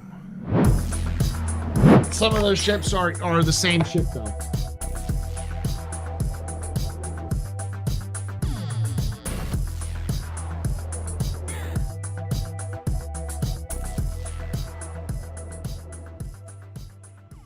Ramble can just resubscribed for 15 months. Pup party, pup pipe, pup party. Thanks for that 15 months to support the Ramble Can. You're a very important public, very precipicer, very pedestrian. This is your fault. You're returning drinking night. Shots, cheers, and chat, y'all. Shots and cheers. Wrong button. That's something we were talking about earlier. With engineering, how would you compare the Shiv to the freelancers? Based on their stability. We can make third-party social tools. Yeah, but those social tools usually have some sort of API that they can use to help out. We don't even have basic grouping tools. 173 ships, including variants, and 41 vehicles. Yeah, it's important to remember that variants are like for instance, the 300 series has like 4 or 5 variants. So does the Aurora. So does the Mustang. The Freelancer has 3 variants. The Cutlass has 3 variants. The the Vanguard has 4 variants.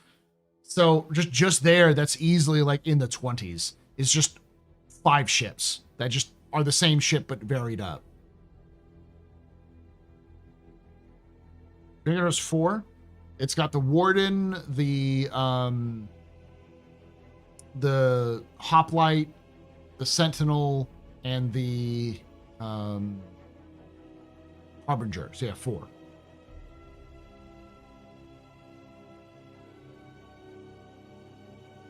And then the Connie has 4 variants. The Phoenix. The Phoenix is really its own ship. Taurus, the Andromeda, and the Aquila. Oh, I forgot Steel. Yeah, it's got the Cutlass is 4. There is some differences here and there, but yeah, if you get one variant, you get pretty much 4 of the rest of them done.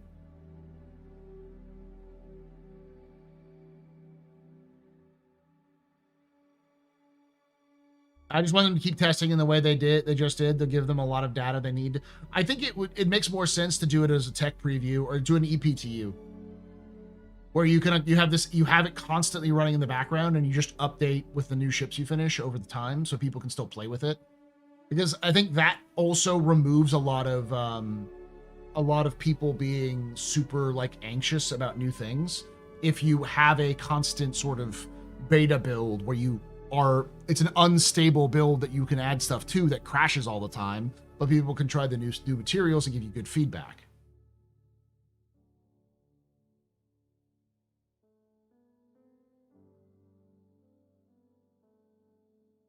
I don't know if the bucks will necessarily work.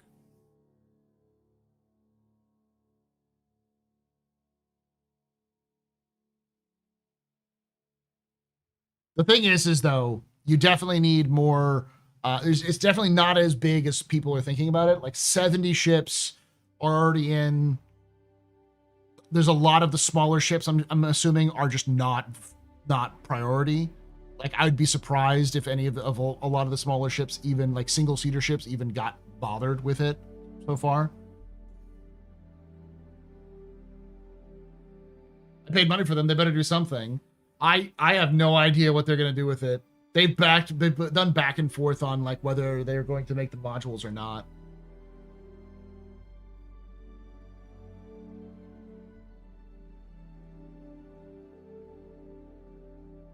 It lacks necessity for first or third LFGs until this deeper gameplay loops. We need the equivalent of dungeons and raids, daily, weekly missions, etc. But we definitely need those before we get that. That's the thing. We need those things before we get that, because if we get that and we don't have them, it will be a detriment to the game. Like strike groups, social tools need to be in by the time strike groups happen, because that alone is going to be a nightmare.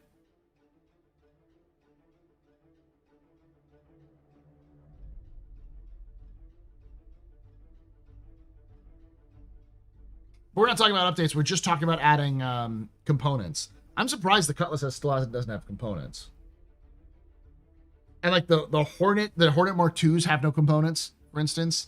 So there's like a bunch of ships that were recently added that don't have components because they've been just hitting the fucking accelerator and going rather than stopping and fix stuff.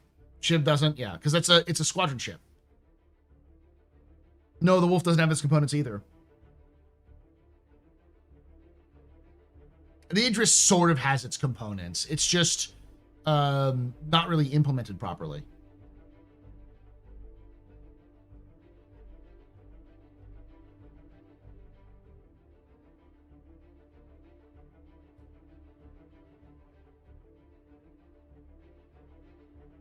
Ships with that door panel can't override when the power goes out. Yeah. Yep.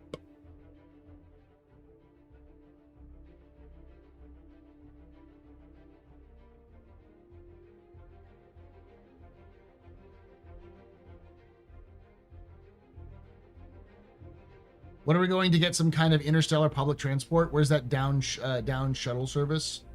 Ship shuttle service? I have no idea. That's going to be a long time because they don't have NPC ships properly in the universe yet. I heard the Wolf had components in the preview. All right. The MSR shield is still just stuck against the wall.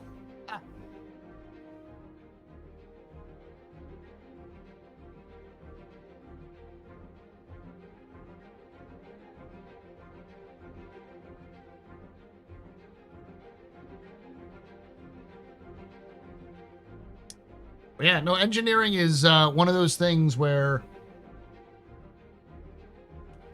it really depends on how long it takes CIG to do it. The people saying 9 months from now, that could work. That's November, December. It's June, July of next year, which seems about right. If CIG really puts their nose to the grindstone. Because one of the things you got to remember is that up until very recently, basically the start of this year, CIG mostly focused on the HUD. Like the UI elements is what they really were focusing on with engineering to get that in a better shape. So I don't think they really bothered to update the ships to engineering until they had the HUD working. so that they could do the HUD for all of the ships, you know, somewhat sequentially. Do you think they'll go to bi-monthly patches next year? I think that's the best way of doing it, but we'll see. Every ship needs to be ready and usable. That's a huge amount of work. Yeah, which is why I don't think they, and I don't, the thing is with engineering is that basically half the game is behind engineering. Crafting isn't available until you have engineering. There's so much behind engineering now that they need to get it a priority.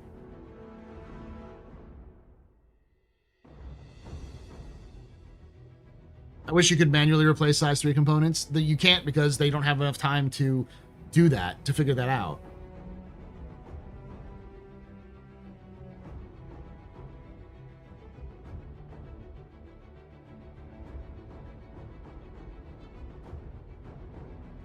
With these tests, I hope they increase component health. That's just going to be something they'll tweak over time.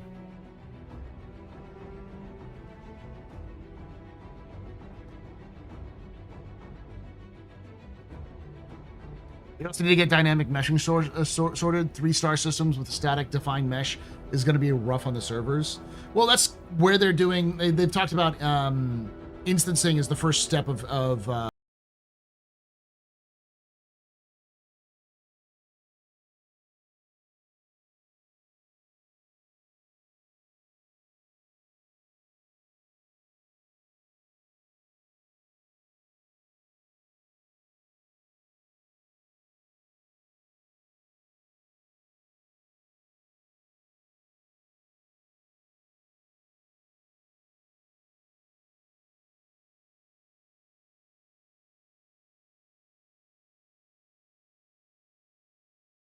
Hey, welcome everyone from Christy Stream. My name is Paul, Berserker01, Batman Shell, your humble host and space bartender here at the Astropub, your space bar at the end of the universe. Sit back, relax, enjoy the show. We got a good one for you.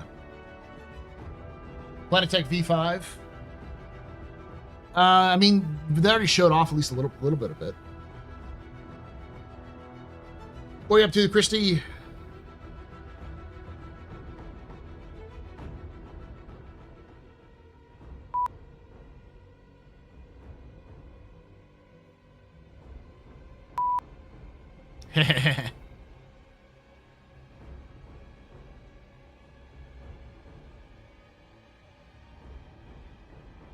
We were talking about engineering, the tech preview. I didn't was able to play it myself, but I've been reading a couple people. Execute came on to talk a little bit about his experience. The long and the short of engineering is it will change everything about the game. From what they have right now, it is going to add a lot more depth to the game. You fought a Polaris and an Archimedes. Jakara's Idris was in the area too. Oh, Jakaro. How you doing, Jakaro?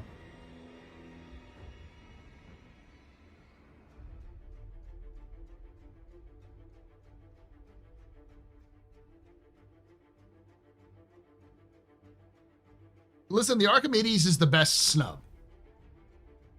The Archimedes with its quad size ones is legitimate, like energies are legitimately the best. You will love it or hate it, yeah.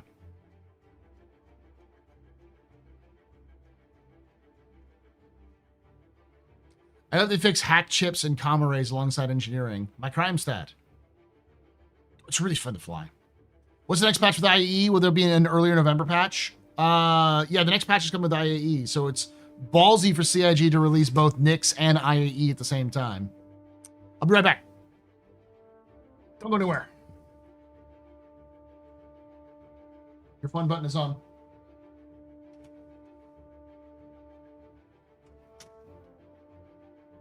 Weapons free, y'all. Good news, everyone!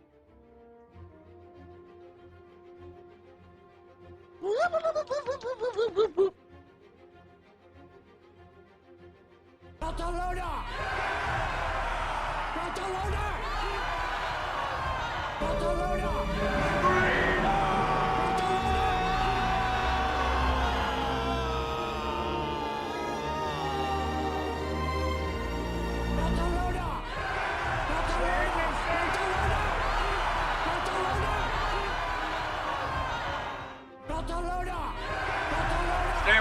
Tight ball.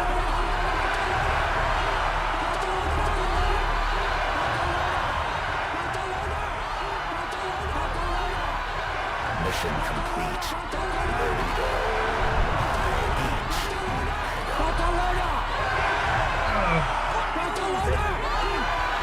I'm flying. I'm pilot.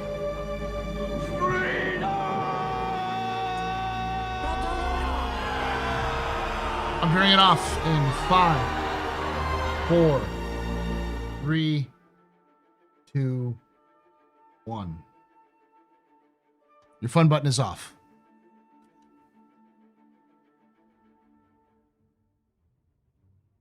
They just got to balance engineering and make it advantageous to use multi-crew, which will take time, but I trust they want to move in that direction.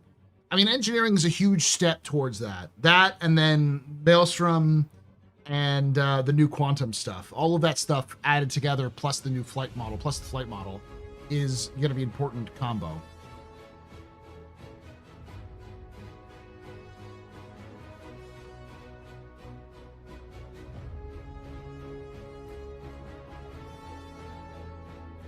It's why Master Modes is incomplete. Yeah. Social tools are important. One of the things that social tools is important for is that, in theory, social tools should allow you to grant access to ships and specific parts of the ships. So in theory, when social tools come in, you'll be able to give people certain access. So you have your like most trusted people accessing the ship systems, and everybody else is like a gunner or like a mechanic.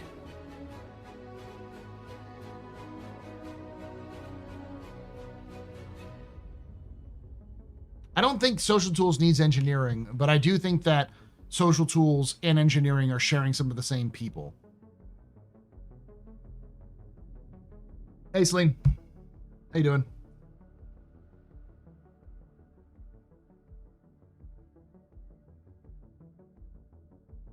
I won't be the one setting everything on fire. It wasn't me. You can take away my spaceship. Spaceship. You can take away my space suit. Suit. You can even take away my space lasers. No pew-pews. But you can never, Never. ever Ever. take away my space game.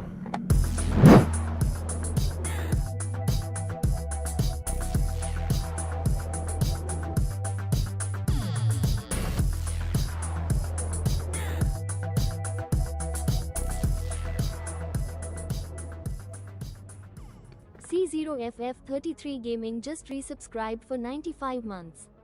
Thank you so much for that. 95 months of support there, Coffee. You're a very important pupper. Very impressive, Mr. Vanning Pedestrian. This is your fault that we're trying to recognize. Shots and cheers in chat, y'all. Shots and cheers. Woo!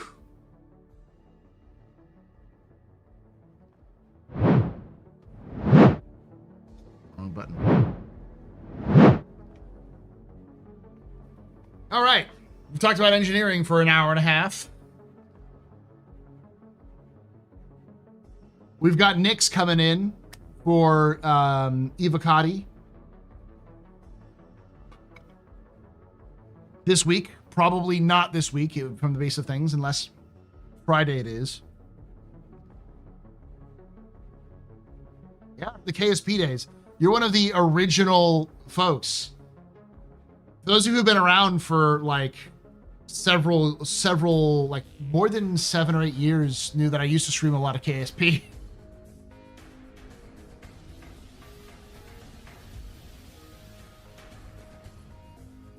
You're trying to get an EVO build for the weekend? Yeah. And before it's wave 1 and I'd rebuild EVO. KSP still works. KSP 2 sucks. It's gone. Don't buy KSP 2 if you haven't already. It's literally been abandoned. The only reason why they don't say it's abandoned is because if they say it's abandoned, they'd have to refund everyone's money. So they're saying it's developers in hiatus, so they don't have to refund people, and they can keep it up on the web store.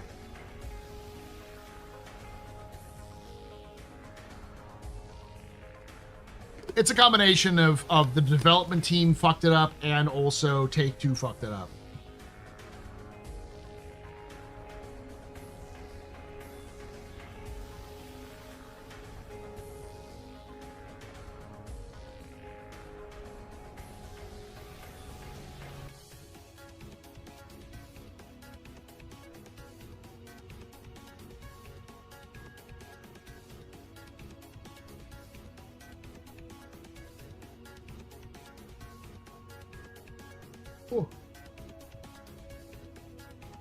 We'll see how Nyx does. I have a feeling it'll do okay, but the one thing that's important to note, and this is gonna probably be me eating my words, is that I don't think CIG is going to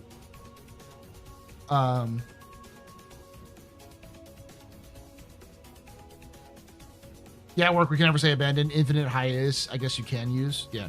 Well, they can say it's on hiatus and then shut down the studio, which is what they did.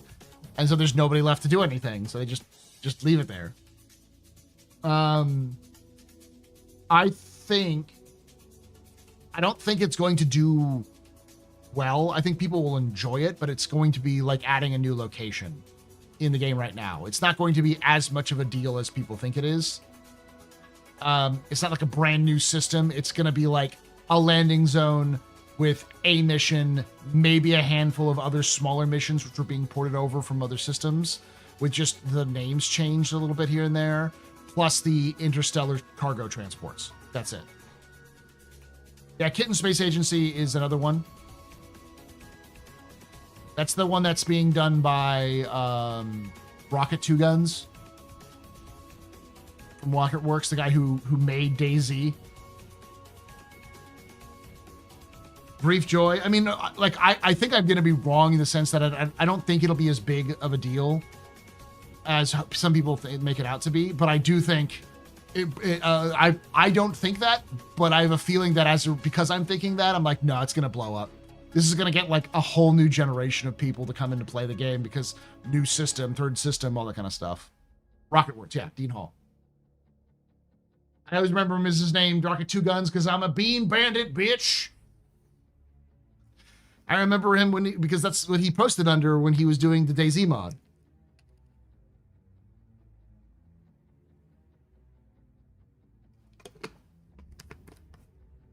Was interested in Kitten Space Agency until I heard it was going to be free to play. How is it going to be free to play?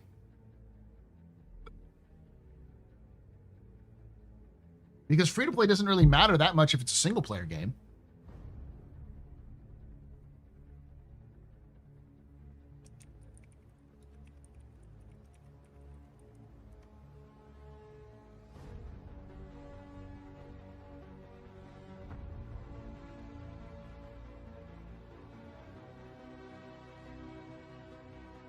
Oh shit, it's out?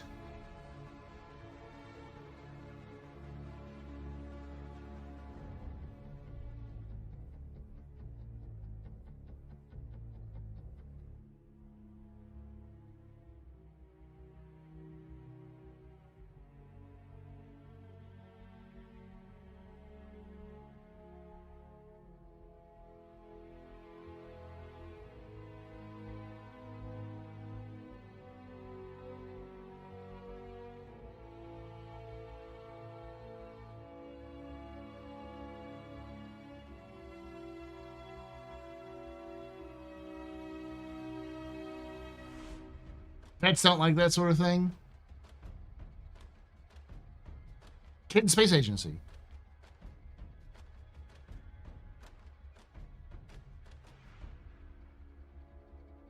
Public release imminent.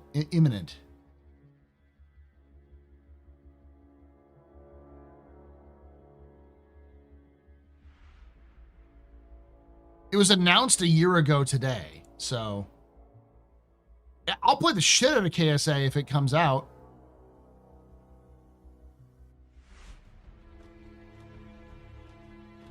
I'm a huge fan of the original Kerbal Space Program. I know Dean Hall was as well.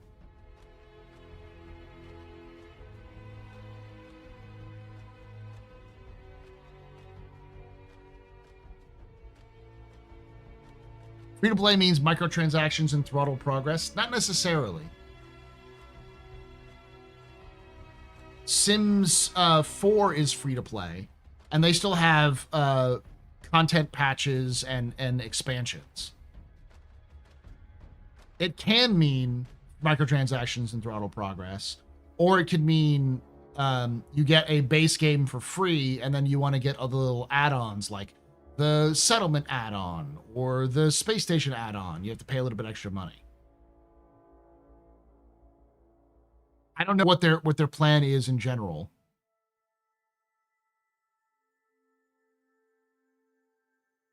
They have an official website.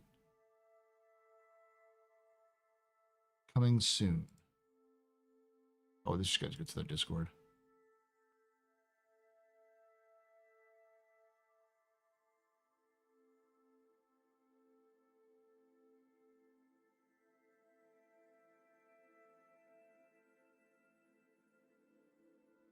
I thought it'd be Q1 2026. Okay, it might be. At least a private build for some spaceflight industry professionals and content creators. Oh, okay. I saw a bunch of people I saw a bunch of videos on it. DCS is like that. You get the game and 2 planes for free. Yeah. I wouldn't be surprised if they use the DCS model. That's something I could see Dean Hall doing.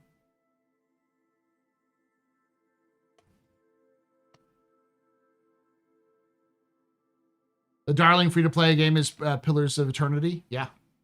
Same people who did Baldur's Gate 3, right? Or am I thinking something different? KSA may have a playtest next week. I will see if I can get into it.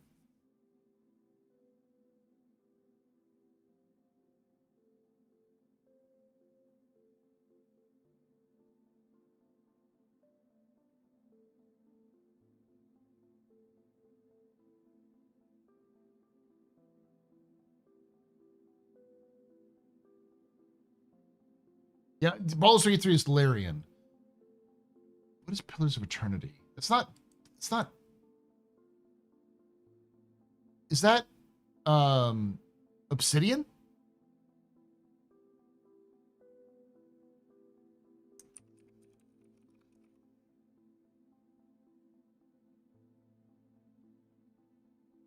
Yeah, it's Obsidian. The people made fucking Fallout New Vegas.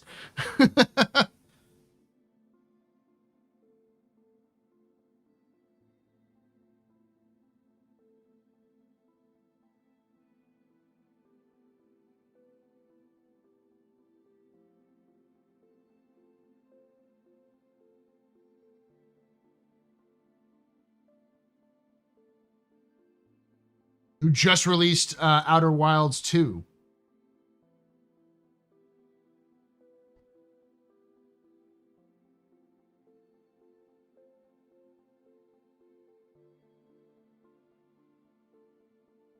And when they were Black Isle, well, it's not exactly Black Isle, but yeah, it's similar to Black Isle. A lot of the people who founded Black Isle are the same people who founded Obsidian, but yeah. Oh, A Path of Exile. Oh, I get those two mixed up. Is that the first time someone said PoE and I'm like, Pillars of Eternity?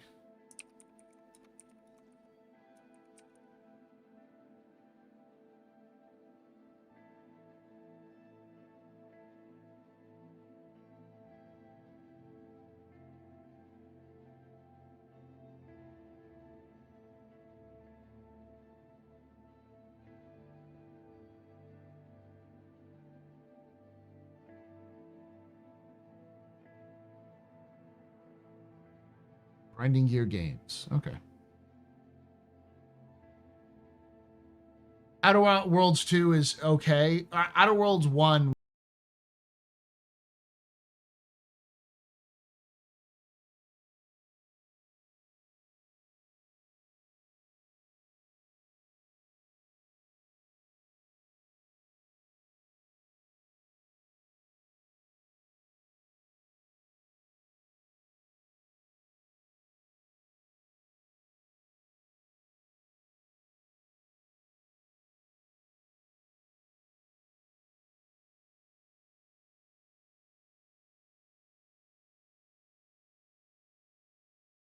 Berserker 1 Batman Shelley, your humble host and space bartender here at the Astropub, your space bar at the end of the universe. Sit back, relax, enjoy the show. We got to go for you. Welcome all from the Tiki Bar.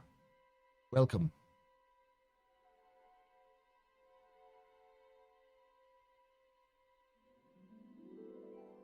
There was a horror game that looked like it was coming out soon that I saw. I didn't bookmark it. I guess I should have bookmarked that one.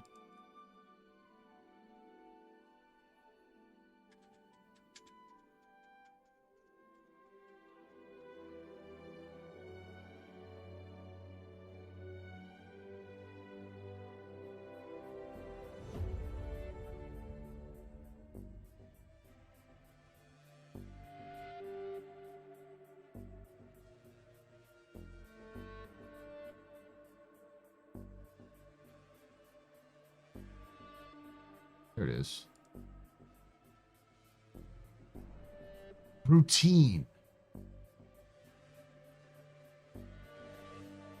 Peggy 6. All right, I'm gonna make y'all watch this with me.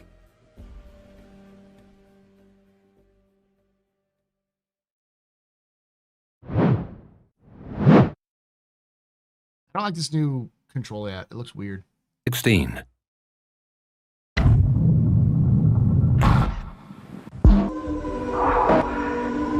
Searches for something.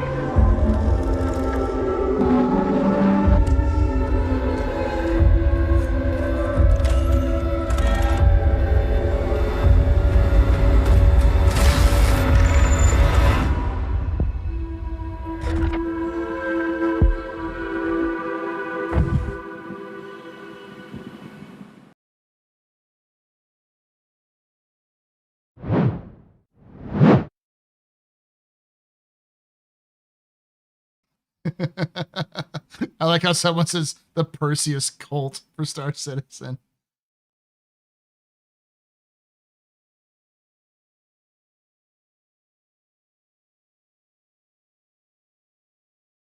Looks like right up Wikipedia's alley. Yeah.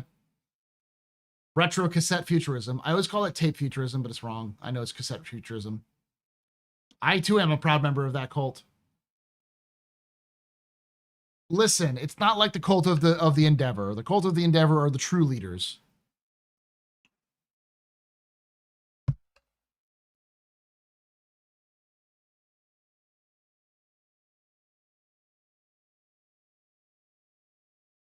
Free-to-play games need to generate revenue to run. They do not make money via copies sold, so they generate revenue via microtransactions.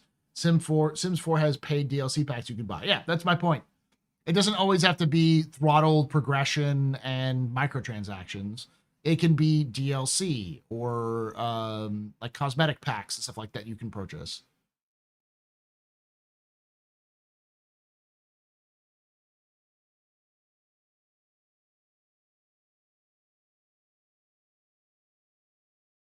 The cult of the Nautilus is the ones you should be worried about. Yes, the cult of the Nautilus ones are on watch, man.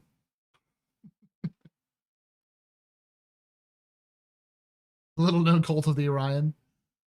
Star Citizen is just everyone says we're a cult. We're not a cult. We're a series of cults hiding under a larger cult. It's cults all the way down.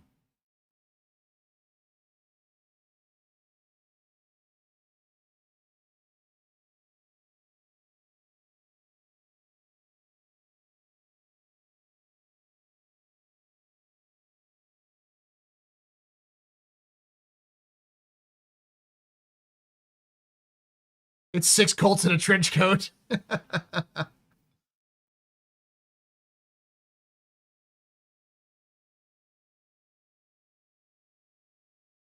Perseus cult is real. It's going to be like Invictus all over again. Man, I think people seriously underestimate the size of that thing. It is not big. The Perseus is fairly small. Cosmetic packs are microtransactions. They can be. They don't have to be, though. And typically when people think of microtransactions, they think of locking progression behind microtransactions. So, like, you can play for free. The way you were describing was like more of the mobile free-to-game action. And like I think like Sims is a good example where like they have cosmetic packs, but they're not like microtransactions. They're like entire like clothing lines for like 30 or not even $30. It's like 10 15 bucks.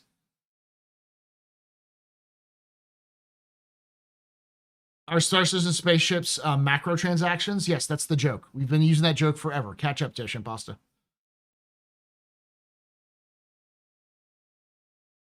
Backers, the first time meeting the Perseus. I thought you'd be bigger in person. It's slightly smaller than a hammerhead. The Perseus is slightly smaller than a hammerhead.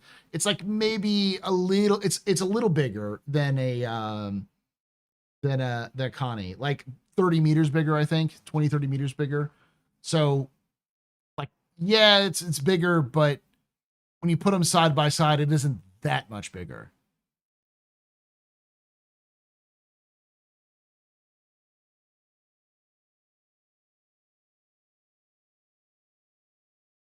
Shorter and not as wide as the hammerhead. Yeah, it's skinnier. You can take away my space. What's up, Salty? You read me? You can take away my space What? suit. Mike's not here. You can even take away my space lasers. Why would Mike be here at fucking But you can crack ass never early at night when that dude's got to wake up early? take away my space game. Hammerhead punch everything. That's just the hammerhead style. No, Anvil doesn't sell anything similar to the hammerhead in lore. We don't know what they sell in lore beyond what we've seen. SC_Dreki just resubscribed for 24 months. 2 years of harassing our Lord Daddy. You have 2 years of support there. You're very important, Papa. Very impressive, persevering pedestrian. You rock. Shots and cheers in chat, y'all. Shots and cheers.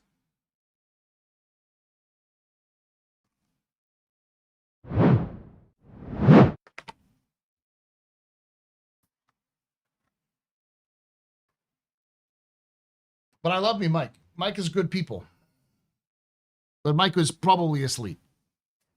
But you're welcome here, Infernal Menace and Oshi.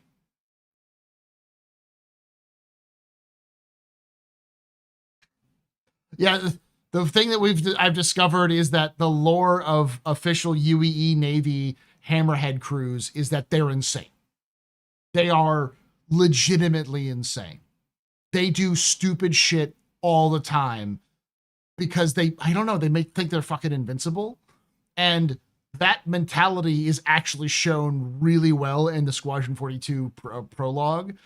Because I guess you gotta kind of have to be stupid to, or stupid or brave or both, because to be a Hammerhead crew. Because the goal of the Hammerhead is to fly out into the cloud of fighters. So as Vandal fighters attack, your job is to go out to meet the fighters, and usually they outnumber you a lot. And your job is to shoot any fighter and torpedo that comes your way.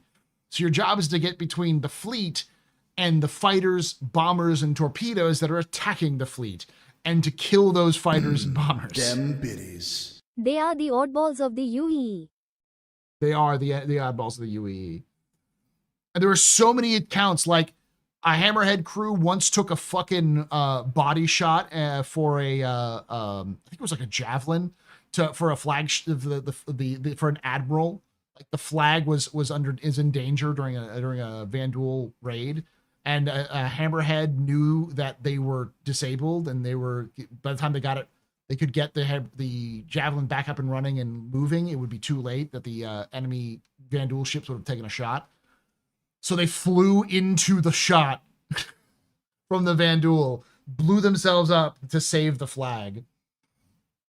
Like a flight of 14 Hammerheads with an admiral on board one stumbled upon a Vandal cruiser attacking a convoy, and just fucking said, send it. And they all attacked the cruiser in full box formation, which is just sort of like you tip it so all the guns are to bear on the enemy. But that means they were a big flat pancake to get hit. So 5 of them got destroyed, but they destroyed the cruiser.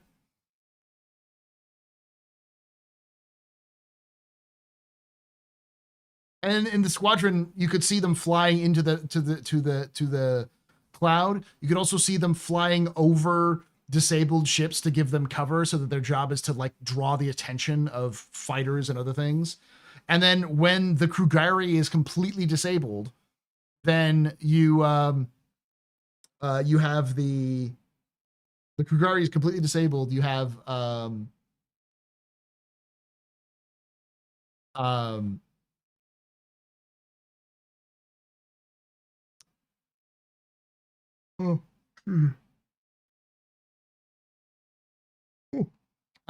if you see the radar display, and if you see the game, there are 2 Hammerheads that are sitting between the Kingship and the Krugari. They're literally saying, you have to get him, you have to come through us after they've been disabled.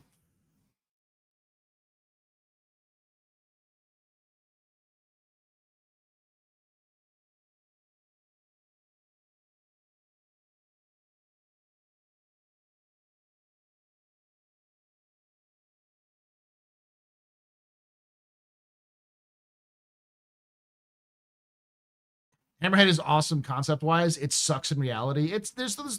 The reason why it's not good is because CIG's current the current way that they use multi-crew ships is bad. Why is there a hole in the Hammerhead hull when they're it'd be ideal to put space for bombs, torpedo, and cargo? I don't know. CIG thought it was cool.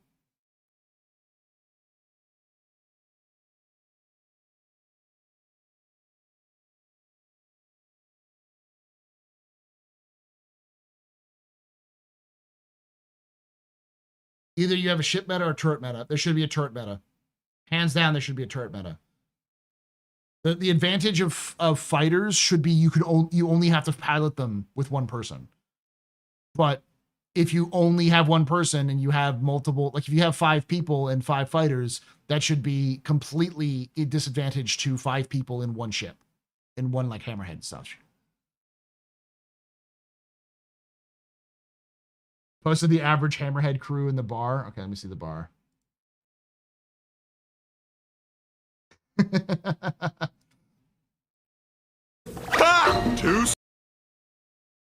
Okay, I'll post this. We'll watch this. The average Hammerhead crew.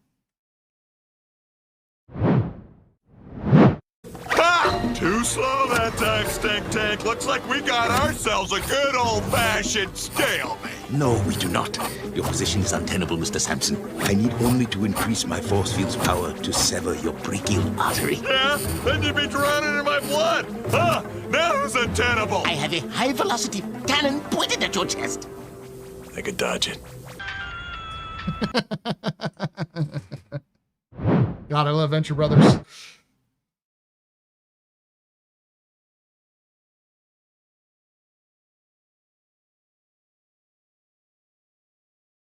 The ship is fine. CIG is the one thing that isn't doing good. Yeah. Well, the thing is that people have said for a long time that turrets either need to get sped up, their projectile speed needs to go up on turrets, or they need to get better range, or both. And that has been a popular solution to the problem that I've heard so many people deal with. And every time it's brought up to Yogi goes, no. It's like, fuck you, Yogi. You know you're going to eventually have to do that. I don't think engineering is going to solve that problem.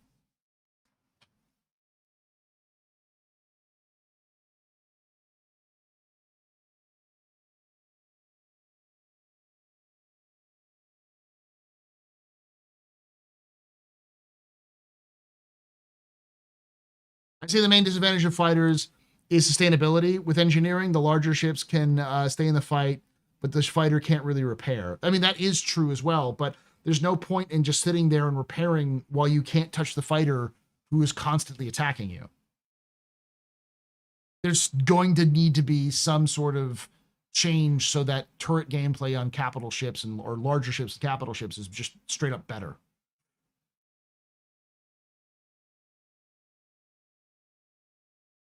Do you play with film grain on for full cinematic immersion? I usually turn that off because I found that in the past, film grain tends to fuck up the frame rate.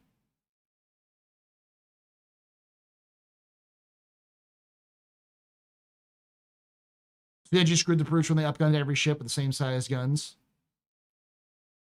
Projectile speeds across the board need to go up. Yeah, but the range is a big issue as well.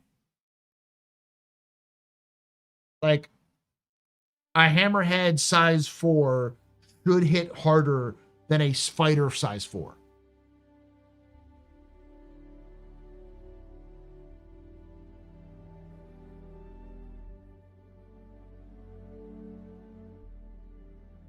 I think part of it is also that solo fighters have too much capacitor in comparison. They're supposed to attack in short bursts, but right now they can stay on a turret like a turret. That makes sense too. That'll probably change a little bit with engineering. And they're not going to have physical components for single fires. They will. You cannot backstrafe to maintain distance with a new flight model, as they said in ISC. That'll help turret gunners. Feels like a lot of like small fixes, which are going to be band-aids rather than solutions.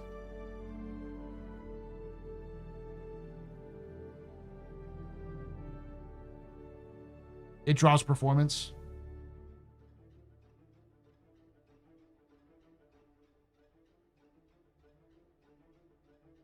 Hey, Paul, did you see that Mick Gordon released the trailer for the game he's been working on? And by God, does it sound beautiful? The name is Deficit.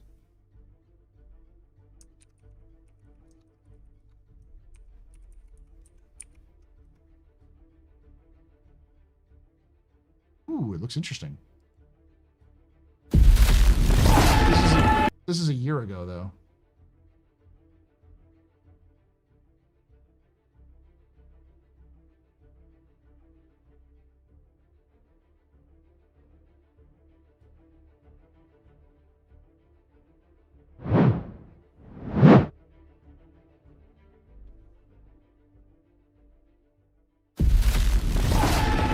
They called this city man's last resort.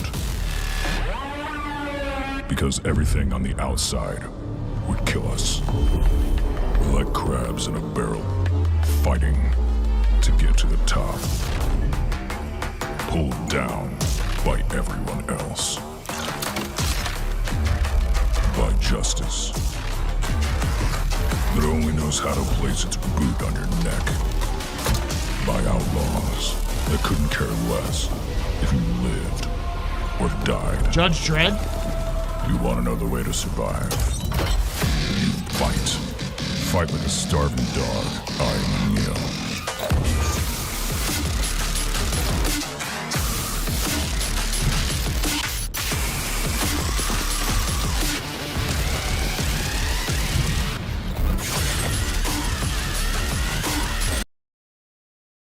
This was done a year ago. Yeah, Judge Doom. It's like Judge Dredd with Doom.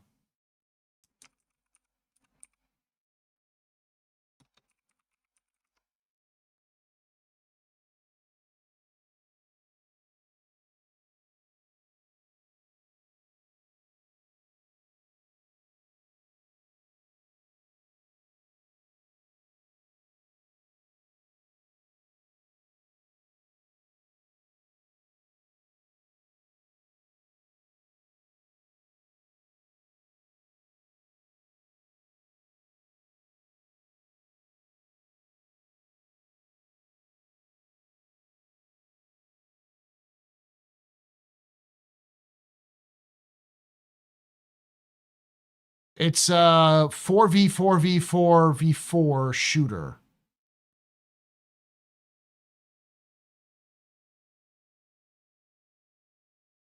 The law.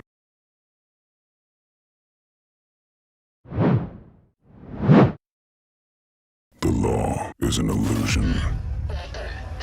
In the system, there are no cops. No judges, only executioners. What is justice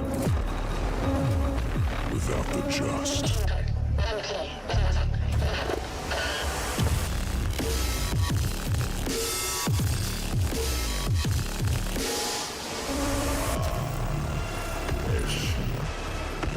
Breach and clear the apartment. Please help. What did they promise you? Freedom, family. The system knows you're one of us.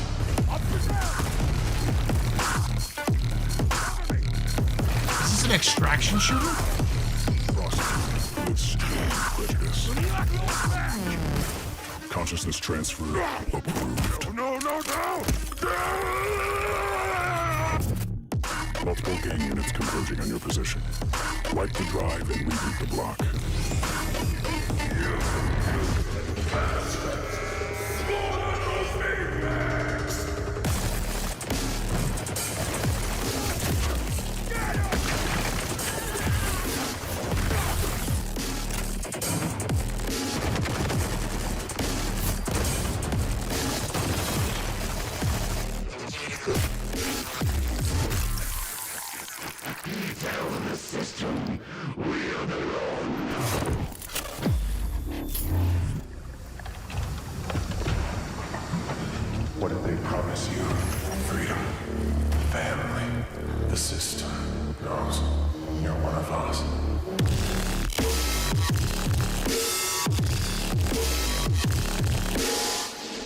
I have no idea what this game is about. Hellboy meets Judge Dredd.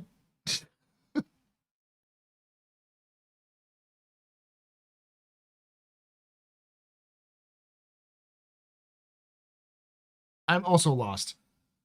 Like, it looked like you had to retrieve something and then go...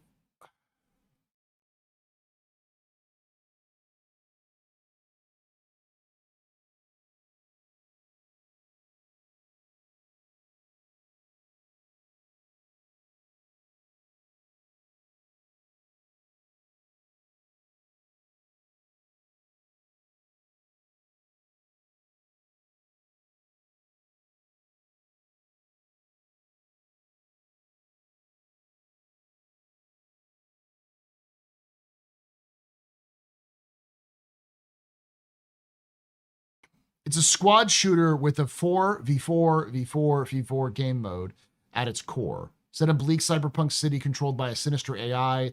It's meant to be mankind's last safe haven, but safe isn't a word I'd use to describe it. You and your teammates play as one of the warring factions aiming to complete objectives and eliminate the other squads. Goal may be also to extract the consciousness of other players. That may be faction's specific finisher or some objective.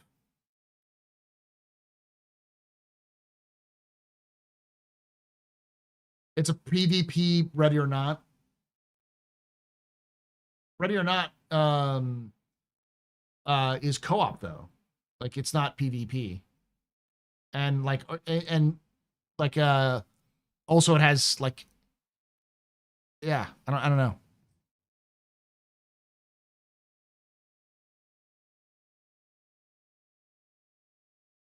They're going to spend exactly 0 resources on balancing turrets and multi-crew while they're still figuring out how ships fly.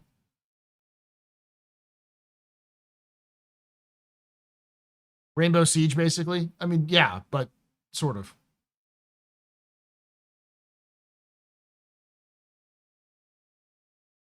AI neural slaves, gangers, and cops. It gave me a little bit of Necromunda vibes there, too.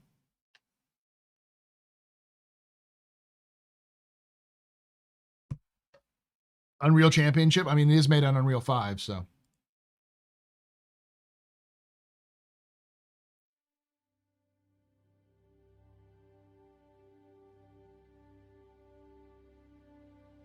I'm also excited to see the Gladiator getting a new paint. I am too.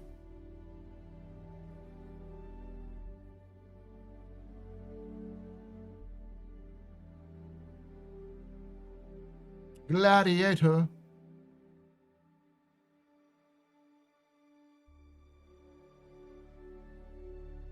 So who are the good guys in that game? It sounds like nobody.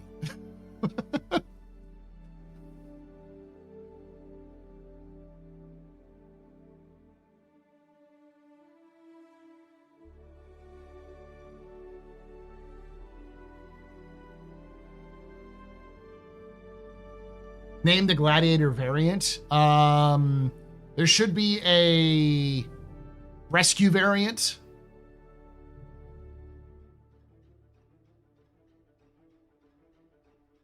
That's probably the best one, is rescue variant. The Gladiator R. Or the T8CR.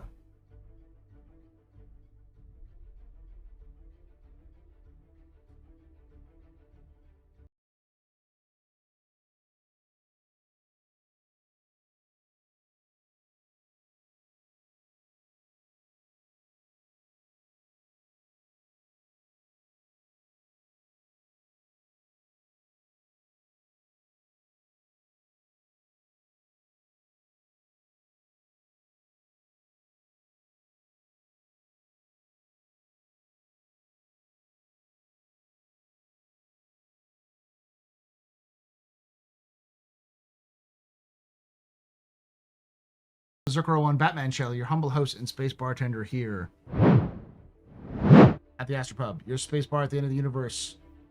Space, sit back, relax, enjoy the show. We got a good one for you. Wait, Paul's on the U of Tubes? I am. Welcome. I am on the YouTubes as well as the Twitches. I also do a lore video series called The Astro Historian, and a Captain's Table is its own podcast set up as well.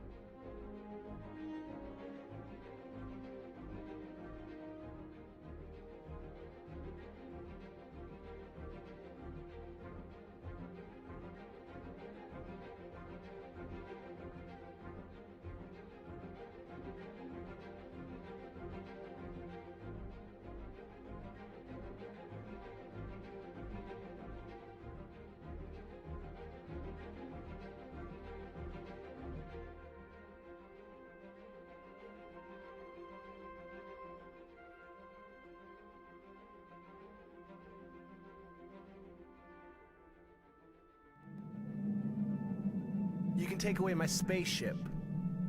You can take away my space suit. Suit. You can even take away my space lasers. No confuse. But you can never, Never. ever Ever. take away my space game.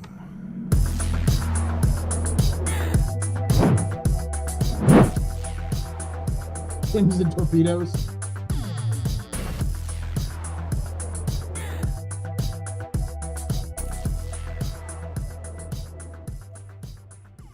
MMOR Goth just resubscribed for 36 months. Ooh, excuse me. Thank you for that 36 months of support. You're very important, Papa. Very impressed, Mr. Veiny Pedestrian. You rock. Shots and cheers, chat. Y'all shots and cheers. Paul, TV Liquid gives away Bengals and bagels. He's a generous dude. Definitely Canadian. Yeah, I know, but I hate Twitch these days, so stalking YouTube channels. Well, you're welcome here.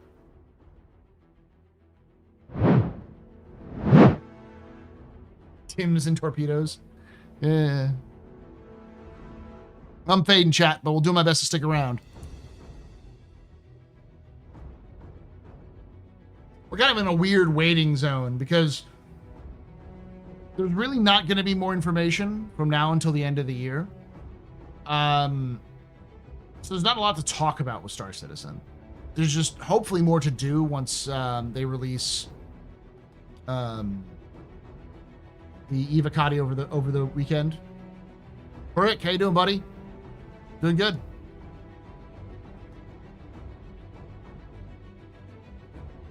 I do wonder if CIG is gonna finally get that fucking Vulcan update out.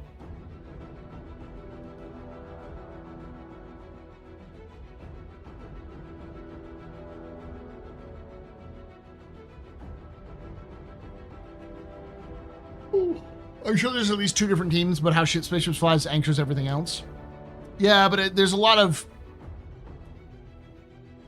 flies doesn't matter as much as balance, because like the thing about balance is fundamentally there needs to be a reason to take larger ships, and there's lots of little things they could do to make that more advantageous, but there'll always be a problem where if you have 5 solo ships and or 5 people in one ship, people will always take the 5 solo ships. Even with engineering updates and stuff like that, I do not see them changing that too much. So apparently there's a bunch of Vulcan stuff in the tech preview. That'd be interesting to see.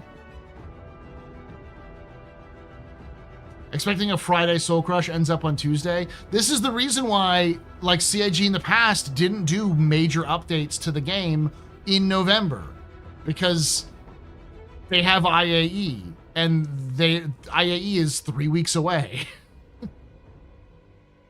It's bedtime, Paul. You're losing the good fight.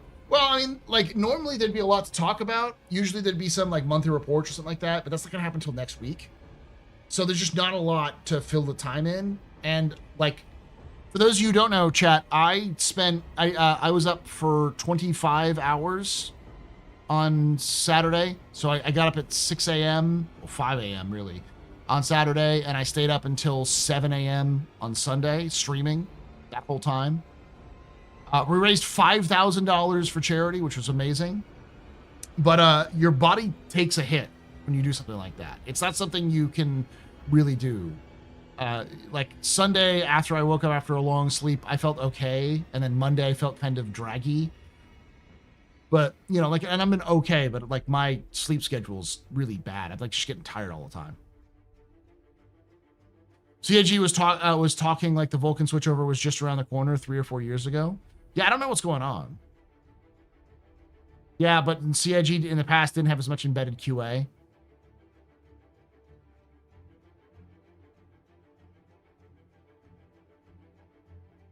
It was great for 25 hours. Of course, so make the turrets better, and what would make them better? Let them track ships faster, let the shots move quicker so they're harder to dodge. But balance that, you need to know how spaceships work. Just having them have bigger range. That would automatically make them better. Bigger range means that they can fire, smaller ships can't just stick out of the range with the same, like, same size weapons because they just get tagged. Did CIG mention something about a battle cruiser? They did. In the last John Crew Star Citizen Live updates with Disco Lando. They mentioned that it would likely be their last concept vehicle. I agree. My point is they aren't going to do anything without having the flight model nailed down. Flight model has nothing to do with range of guns, though. I get what you're saying, but the problem is that all of those things will still lead to the same problem. Like, it's a fundamental issue at the core of the game that no matter how much you change the flight, no matter how much you add engineering and all that kind of stuff, there will always be the problem of these projectiles need to move faster on bigger ships and they need to have longer range than on bigger ships. Because otherwise, with all things being equal, smaller ships will still be preferable.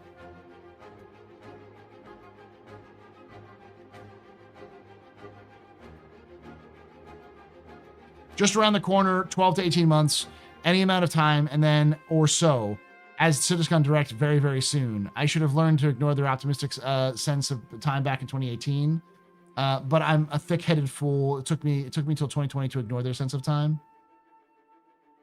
You got to remember that there's also two factors. There's other factors going on. CIG isn't necessarily optimistic about time. They're optimistic about the work it takes. Sometimes, very infrequently, the work is less than they thought it would be, and they get things done pretty well. But most of the time, they get to actually completing the work, and then they sit down and go, all right, time to implement this. And either something goes wrong, or they don't have enough resources, or it's not the priority, or whatever. And it's like clear that Vulcan wasn't the priority this year because CIG is so afraid to fuck up the game and create another 318 that they don't want to introduce anything that could cause instability at a high level that would take a lot of time to fix.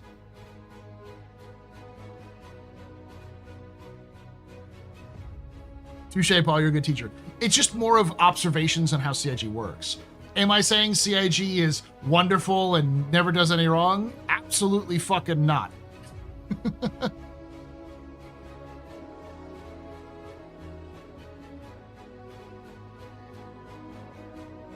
I'm saying CIG has a problem that they have never fixed because it's at its core one of their problems with their culture. It's a culture issue. Likely a management issue when it comes down to it, where management will let lower level employees dictate the times, and that those lower level employees don't time well, and they don't have the sense of what could happen and things that might delay stuff, and you know.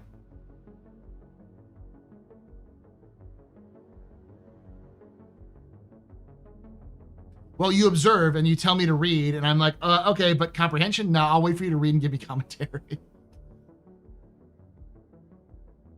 He agrees current range and projectile velocity. It's that simple. I don't think changing the flight model will matter that much. And if it does, and it makes the turrets more better, cool. Like, that's the point. Turrets, larger ships should be scary to smaller ships. That's sort of their whole spiel.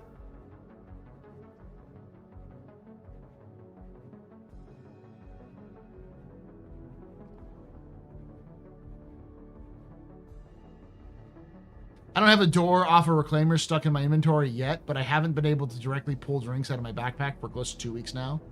What I suggest do is put it on the ground. Pull it out of the backpack and onto the ground, just drop it and then pick it up. I've had that problem in the past.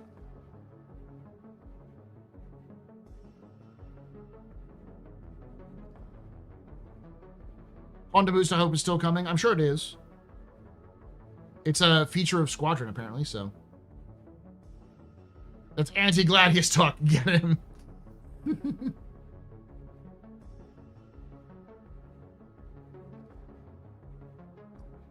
I feel like you need a lot more testers for engineering, just considering how big the system is. Each ship is going to come with their own bugs, for example, etc. Which is why I think engineering will be pushed to PTU sooner rather than later. I hope you're right, CryptoKey. I hope you're right. I have been a fan and an evangelist for CIG to adopt the unstable model, a stable and unstable model. So they have 2 builds running in parallel. One is a build that they just throw shit on for testing, and they update it whenever they have something ready for testing.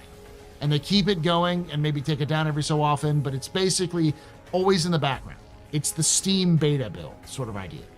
And then they have the stable branch, and the stable branch does its own thing. It gets updated every month or every 2 months with new content, but it's not really there. Whereas the unstable is the one that has Vulcan, it has all the new tech that they need to put in, it's got engineering, it's got all of those things they want to test. Some of it is working, some of it is fucking not working, some of it is just replace me balls, like just shit, so that people can play it and figure out what's good and not. And that way CIG has a constant stream of feedback so they know what's going on.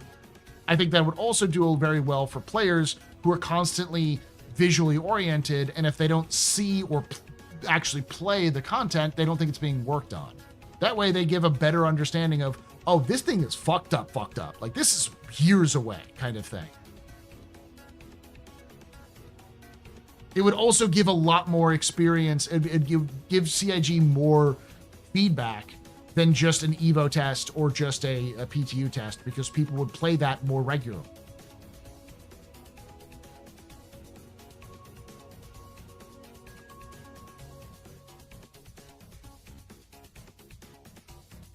Compile builds all day cost too much. Okay. Is it any more expensive than running an EVO outer for 6 hours? Oh, I'm sure it is, but like that also costs money. Like, money is going to be spent no matter what they do.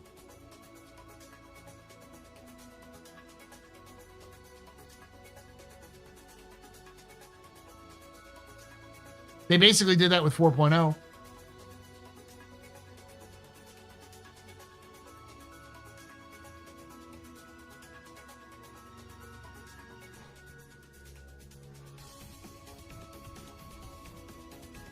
If it's temporary, sure. I mean, all year long. I mean, like, frequently. Like a month or so. It needs to be longer than, like, the PTU tests.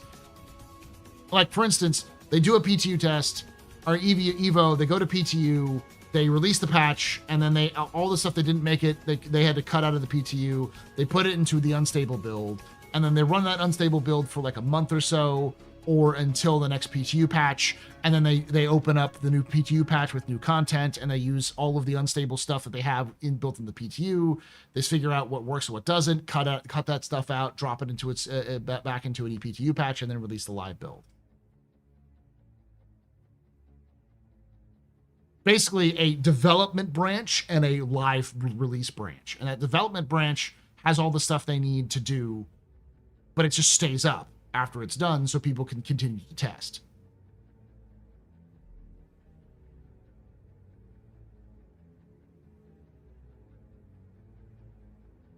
Then again, we know what unstable means in terms of EVO, frequently unplayable. Not sure it'd really be useful. I think it'd be useful in the sense that twofold. One, it would help players really grasp what's going on, because players don't read, they don't give a shit about videos, they want to play the game. And so if they play the game and they see, oh, this shit is in like early stages, then players will get a better idea of setting expectations. B, you'll get a lot more people who will play those builds routinely because they can continue their progress. If you had a continued progress in these sorts of builds, players would play them because they would continue to progress. I've seen that happen with beta builds of games where you go in, you have a fresh wipe of a player, but you play the beta build, and that beta build goes on for 3 to 6 months, and people will play only that build because it's got all the new stuff, and they continue their progress.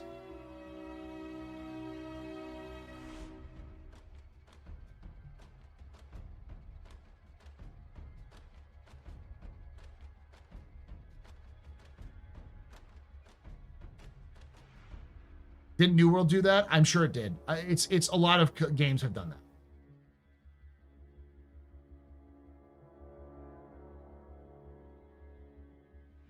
I'm all for CIG and tech features into our hands, but I also think lots of games get built fine without any outside feedback.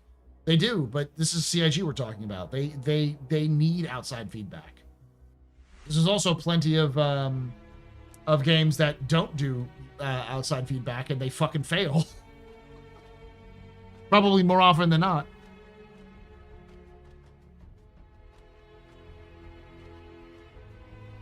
Hey, Rusty, love the late show. Thank you. I actually started an hour later than I normally would, so we'll probably end this shoot sooner.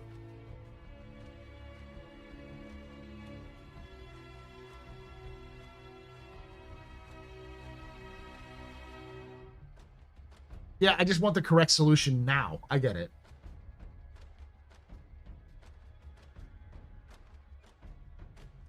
But from what I've gathered is a lot of people who did the EVO engineering test basically went twofold. One, wow, this is going to change the game. And also, wow, there are too many bugs and issues with this thing right now. It's going to be a while before it releases. I think that set a lot of people's expectations for this is going to take some time. This isn't anytime ready soon, but the bones are there. The framework is there. It just needs tweaking, and it needs more than 70 ships with engineering. It needs all the ships with engineering to release. And that's going to take a while because there's 172 ships. So that's 102 ships minimum they haven't done yet. Paul, were you into Mass Effect? Yes, I am. Oh, and am I into Exodus? I am. I'm definitely into Exodus. I'm looking forward to Exodus. I'm looking forward to Osiris, the Expanse game, Expanse Osiris. Obviously, I'm looking forward to Squadron. There's lots of space games that are looking pretty good next year. But yeah, Exodus is a big game that I'm looking forward to.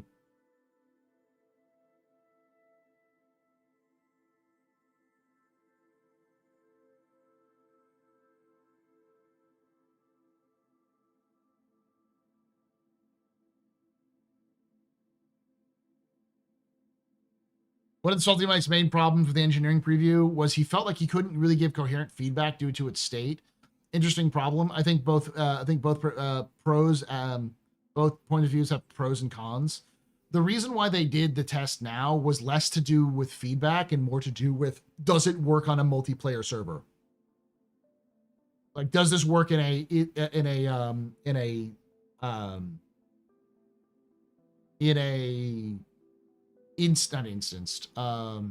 server meshed live environment with hundreds of players? And the answer is yes.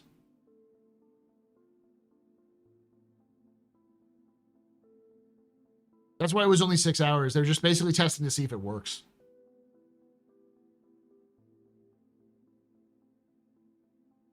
Yeah, that's my opinion. This is game changing and let it cook. Yeah.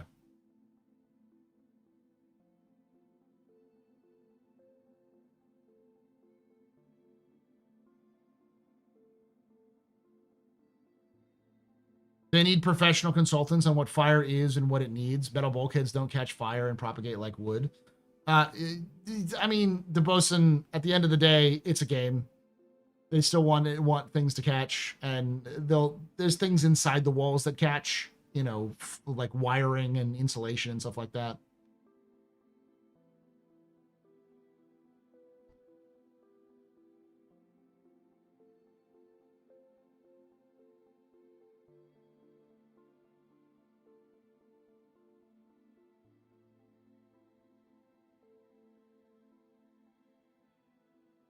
It wasn't so much that we couldn't give feedback, but CIG asked for an in-depth appraisal and then only gave us 6 hours. Yeah.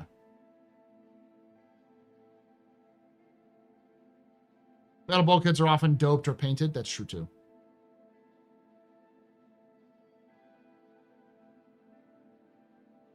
You already have firefighters' complaints on Spectrum. I saw this is not enough smoke pat last year.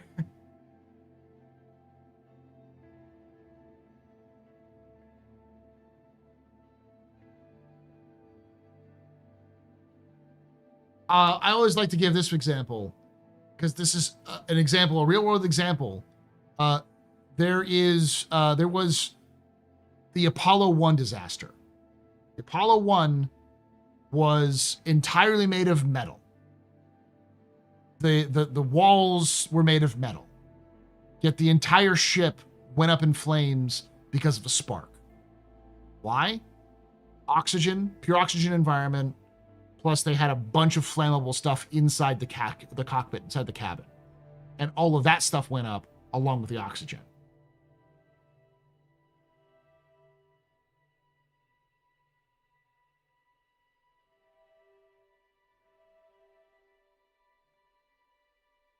So there's a lot of stuff that burns in a spaceship. It's not just metal hulls and hallways. There's wiring, there's insulation.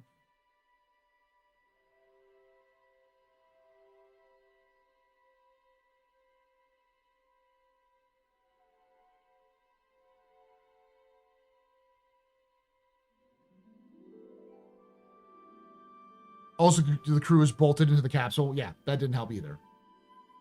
The point being, like, fire on spaceships is always a big problem and is a big concern, even though there is nothing that should burn on the walls. Yeah, plastic switches and stuff like that. Yeah. I've been there. I've been there a couple times, which is nice. The beautiful memorial for them in Kennedy. Wire replacement gameplay? Possibly. And I think they even talked about that in their fire, like when they were talking about fire, it was like, we're simulating this as if, you know, all of the stuff inside the walls is burning. We're not going to give you all of the stuff inside the walls, but yeah.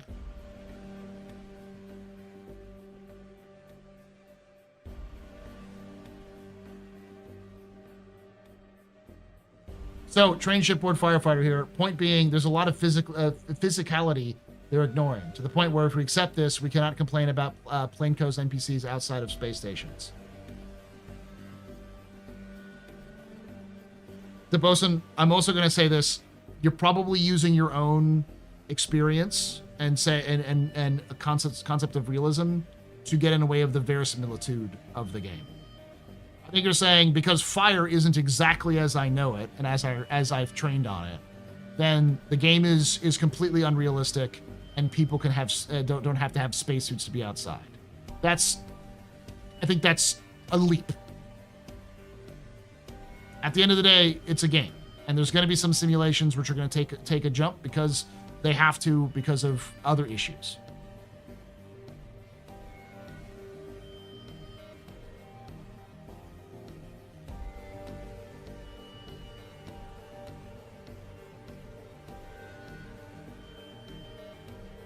So I respectfully disagree with your take. That's what I'll say.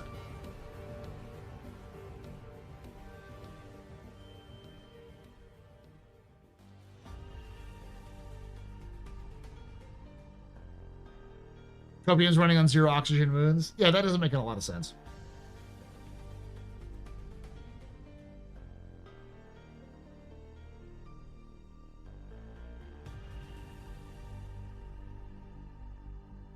Say with all due respect, eat shit, Escape. Like, there's always going to be a through line. There are people who play this game, who played this game when they first bought back the game, who thought this was going to be something like DCS in space. And I've had this conversation with a lot of folks who, because I cover a lot of lore topics, and they say, well, this doesn't make any sense because in 900 years in the future, this should happen. And I always have to remind people, this is a game with space birds and space trees that pilot crab ships in dogfights which take place at speeds slower than modern dogfights. So the ships move slower than a modern jet fighter, and the way they react in space and move in space isn't anywhere near how exactly things are going to react. At a certain point, you got to remember that this game is a sim with its own universe, its own verisimilitude, and you have to live in that universe.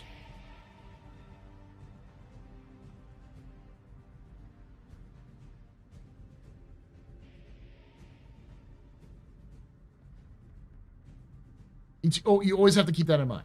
Like the major influences on this game are Alien, Aliens, and Blade Runner, and none of those are realistic.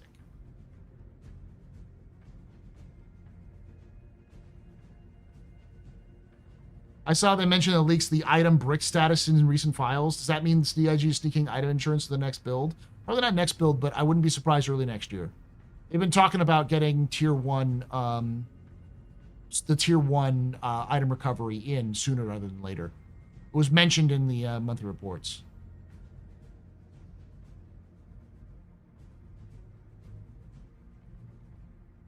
I guess to me it comes down to there's a balance between real world references and fantasy that helps us suspend disbelief. That balance varies in each person based on their experiences, but we cannot complain about NPCs in vacuum without protection if we're ignoring limitations of the human body in other scenarios. The lore of how we govern the universe, humans in this fictional universe needs to be consistent.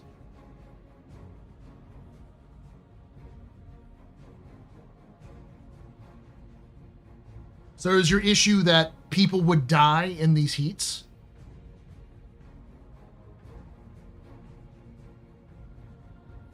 I see what you're saying. I get what you're saying. But there's also a lot of other things.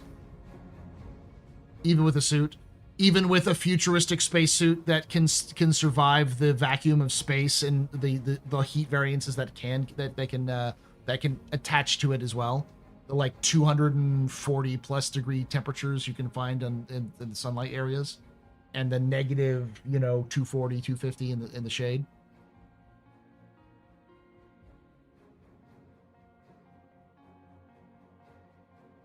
No lore's plot hole free, of course not. But you got to go to where it is. You got to go where the universe is.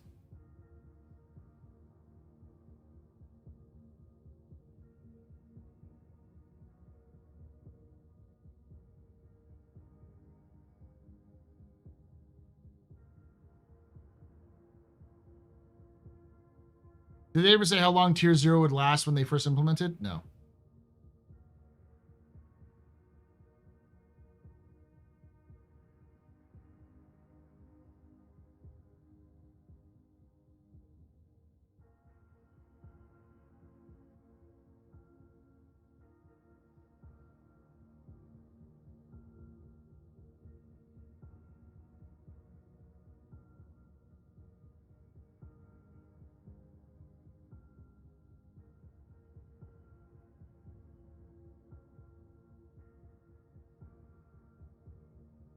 Even with a meal? A succulent Chinese meal? This is democracy manifest.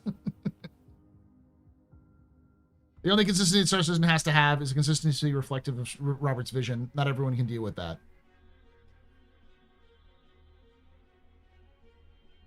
I do think a realistic sci-fi game would be cool, but CIG's never promised to make that game. I don't know if we'd ever see a realistic science fiction game like that. I don't think it would be very engaging. Even Kerbal Space Program completely fudges stuff because it's just not fun.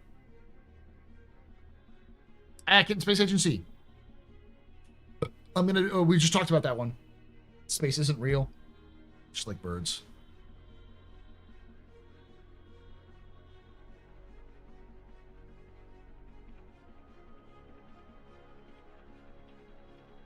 All I'm saying is I think that's a bit of an over-exaggeration. That's all I'm saying. It's a bit of an over-exaggeration to say people can't survive in suits at these temperatures. Thus, we should allow for people to walk around in space without a suit because that makes as much sense. I think what's important to remember is what CIG is doing and where they're going, and the tweaks and changes they'll make along the way. If it's realistic enough for CIG, they'll change it around and make it work. If it's not, they'll not. It may not be. They may keep it where it is. Things aren't always going to be set in stone.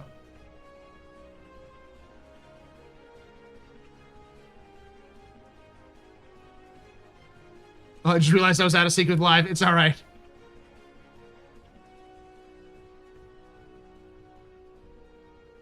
Can you be all right, DeBoson? Can you be more specific with what it is? Because have you experienced the temperatures that players can experience in game right now? Because like there are some planets and moons which, like, I think Aberdeen is famous for this, that get to like 370 degrees Celsius. Delay on YouTube is pretty bad. I have a lot of experience, and I know that a lot of stuff needs gamified. Yeah.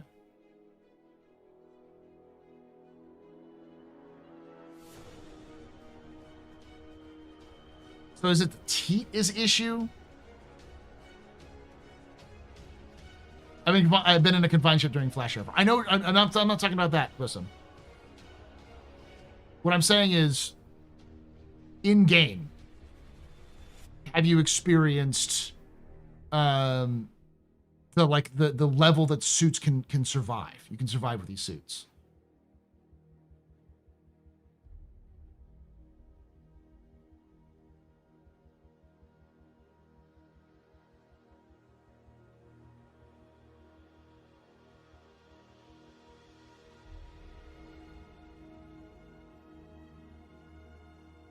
What's the name of it's the RSI? Okay, so the suits have insane heat capacity. What's the name of the RSI suit that's like super, like, heat resistant?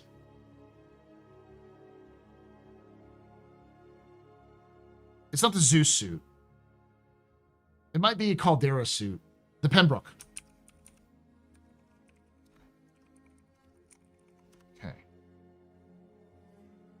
So the Pembroke exploration suit. Let's take a look at it.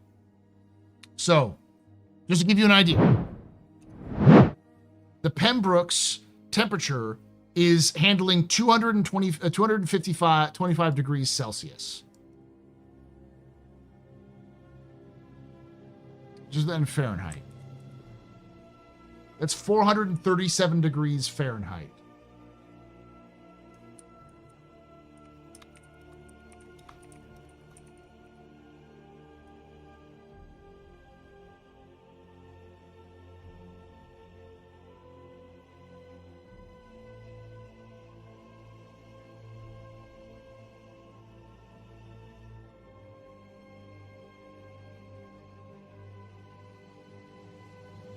What do we care about Fahrenheit? I don't know if they use Celsius in firefighting or Fahrenheit in firefighting.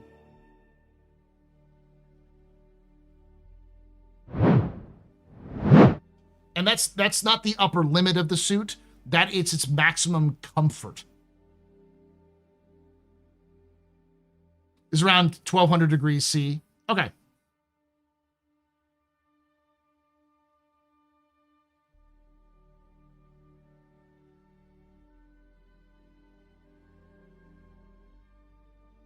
The flashover, the graphic they show with the waves of flame igniting metal is around 1200 degrees C. So you're saying that them burning the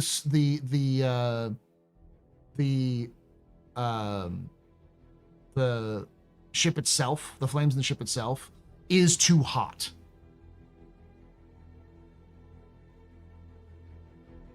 The Novikov has got lower. I'm still pretty sure you said they said the fires aren't burning metal; they're burning some flammable material that gets burned down to the metal. Yes.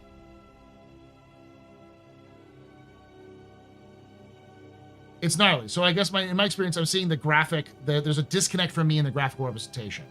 Yeah, the representation is basically what you're seeing in the game is supposed to be the internal components of a hull burning, not the metal itself burning.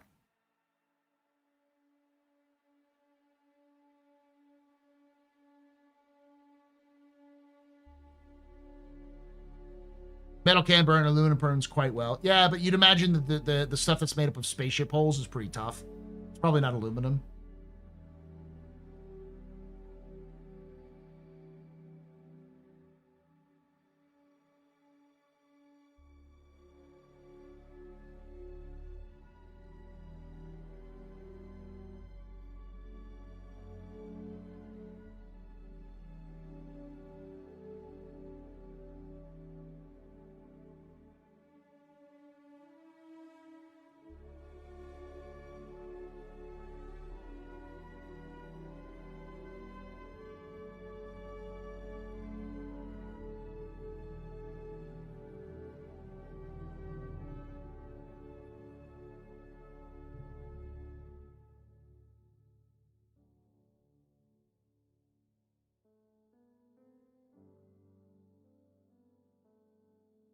The hole's on the outside. But the hole is two-plated. It's the outside and the inside.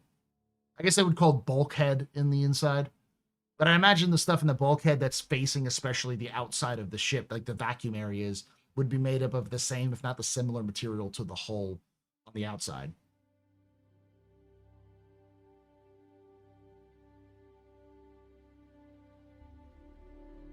Any material burn as a gas is a gas. Yeah.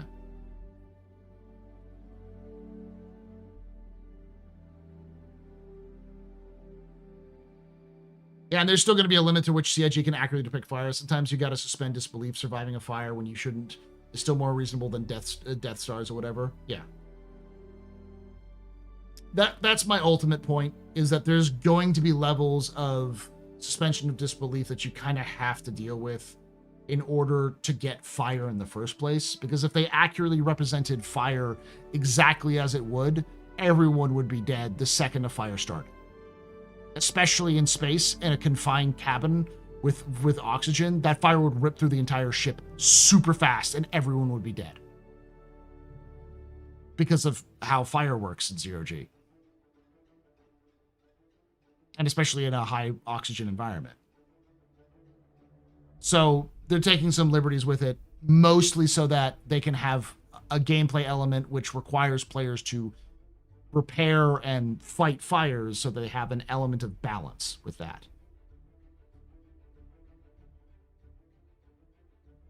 And honestly, I've been in a ship fire as well. The most unrealistic part of the game, of a game fire, is that you can see what's burning. Yeah.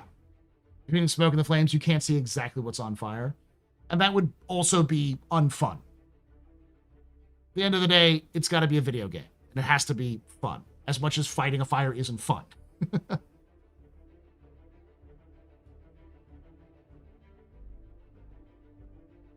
Well, these ships should have realistically have fire suppression systems. Unless they're Drake. Your fire suppression system is your penis. Go pee it out.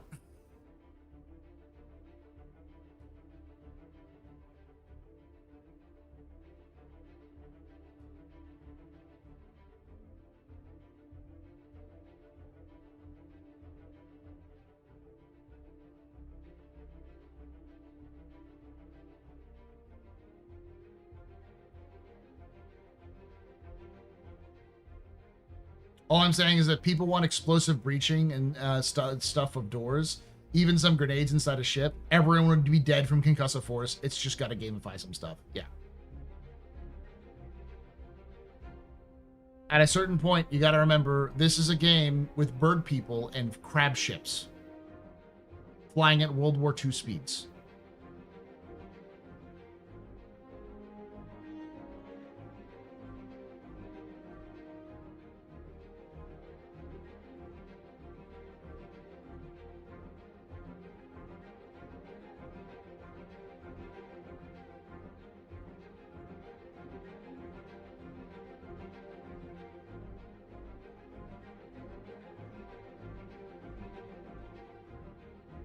Yeah, Bosun, we get it.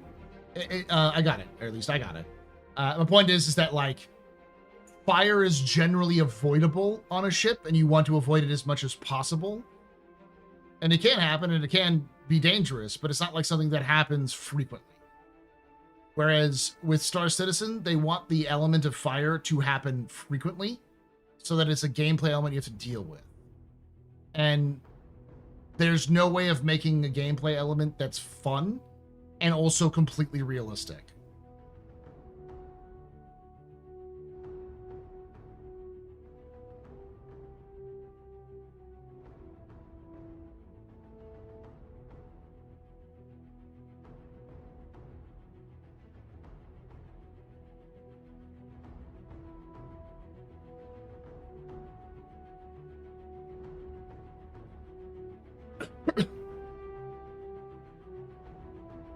They saw Sea of Thieves fire and had to have it too. Does fire happen because of failing coolers? It happens because of overheating components. So if your components overheats too much, it will start a fire. It'll take it a little bit, but it'll spread pretty quickly.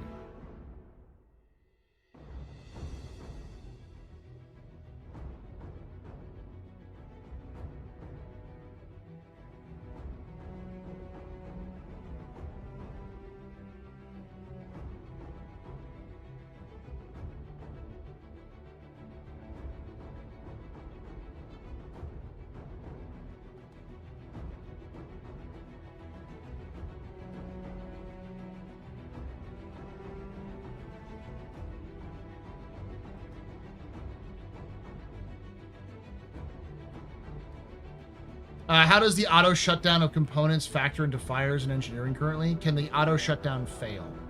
In the sense that it should shut down before it catches on fire? Yes. I think it's a combination of heat and damage. Depending on how damaged the component is, and the heat buildup, it will set it on fire. Basically, if a component is damaged and the cooler isn't being turned on, or there's no cooler being activated, you can actually watch the heat in the room build up. And as the heat in the room builds up, that's a sign that there's something wrong with the coolers. And so you can attack coolers and it'll fix it, but the more damaged a component is, the more likely it'll spark and cause a fire. So in terms of gameplay, it's a balance between fire, heat, damage, like repair, and energy. So power needs to be going to each of these things to have them work, but the power going to a location will cause those components to heat up unless you have the coolers on. You can turn the coolers on and it'll release some of that power, thus that heat, but the coolers also cost power. And there won't be enough power to run every component on the ship. So you have to balance your component use with your atmosphere, with your oh god, what is it called? Your life support. But if you just turn the life support off everywhere in the ship, everything heats up. So you can't just turn your life support off.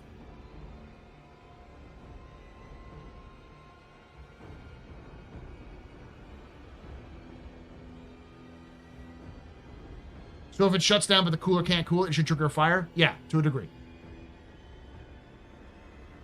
The life support is also cooling. Yeah, the ambient temperature is cooling as well. Explaining this in a segment would be great. This is only from me, from what I experienced through other people.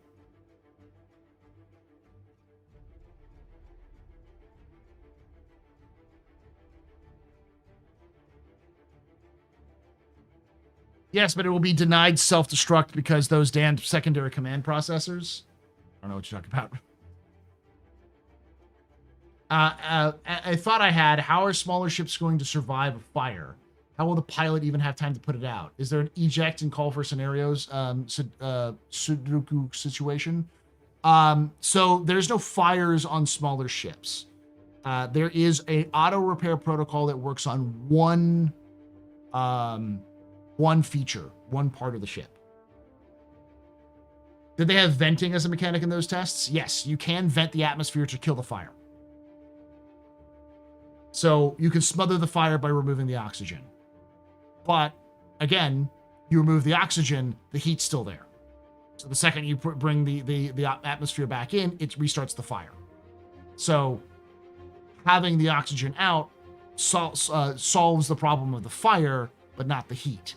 And then you need to turn on the coolers or otherwise bring down the heat in order to bring it back up.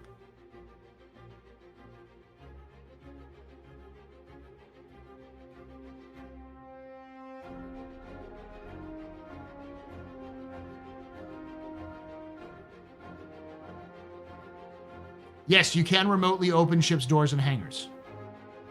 The engineer has that ability. He takes a while to soak out. Yeah, it takes a long time for it to start cooling down.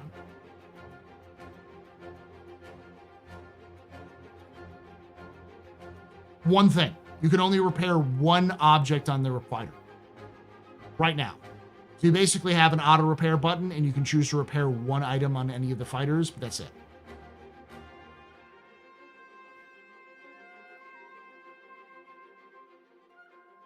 Auto repair is also only one use. You have to go to a station for repairs after that. And I heard even then that one time only repair gets is per component. Yeah, it's per component.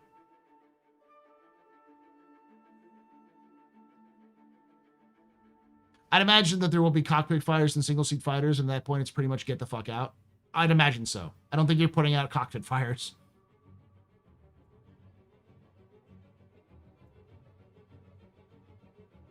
I wonder if auto repair should be as similar to decoys. You should have some uses to refill it after or so. I feel like you need to have a few more than just one, but yeah.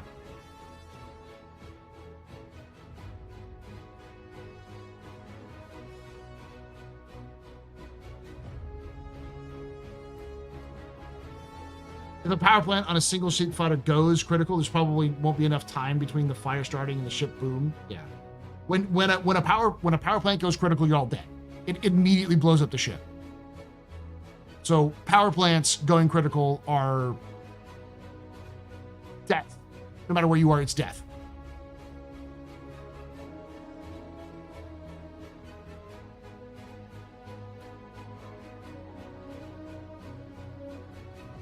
But almost everything can be repaired even if it's completely destroyed. So if a ship is completely destroyed, all its components are damaged, and it's in soft death, you can bring the ship back to life by repairing each of the components. However, there will be a stage upon which that component is just charred and is dead, and you cannot no longer use it. Also, they'll randomly just break. So just turning them on, sometimes you can just turn on a ship and it'll already be partially broken. That might be a bug, though.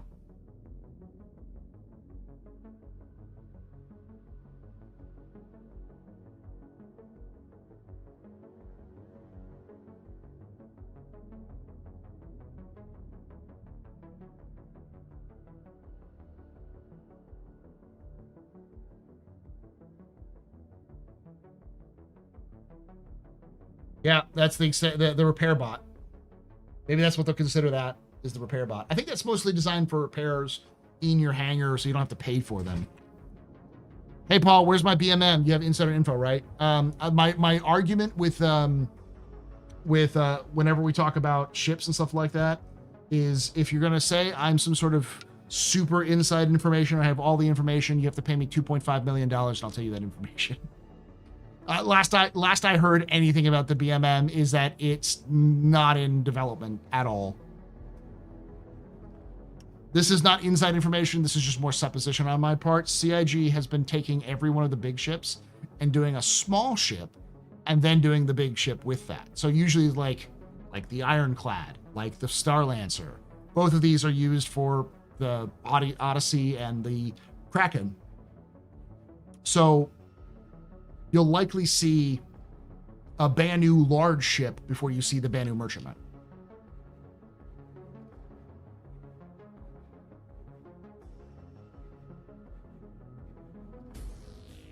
Ships will probably break 10 minutes after getting them out of the dealership. Yeah. Since we're talking repairs, where's my Crucible? I feel like the Crucible and the Vulcan will probably be fast tracked after crafting comes out. They mentioned the BMM is waiting for store capacity. I think it's also they have to like the one that they developed before that whole team left is probably gonna have to get done again from the scratch because it's a different team. They can take probably some of those elements, but a lot of that stuff is still was just like gonna probably have to get redone. Sending the check. I'll fire that check off right away. We already have a vendor defender. What are they waiting for? Because the defender is tiny compared to the merchantman, which is the size of a whole sea. Be right back.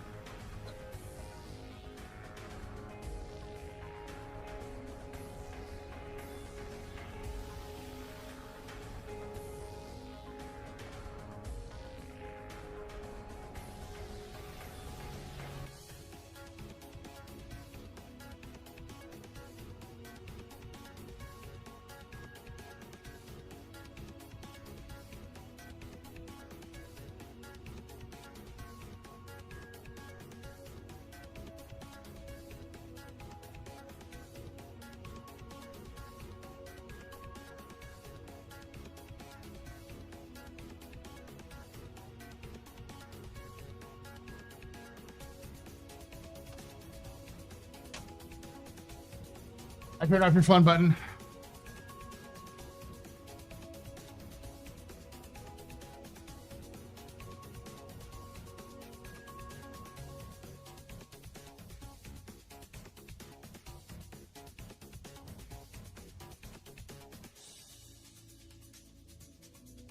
The BMM is the size of an extended hull C, yeah. So we'll likely get something the size of like the Ironclad or not that long, but like something the size of a Star Lancer from the Banu. You can take away my spaceship. Spaceship. You can take away my space suit. Suit. You can even take away my space lasers. No pews. But you can never, ever take away my space game.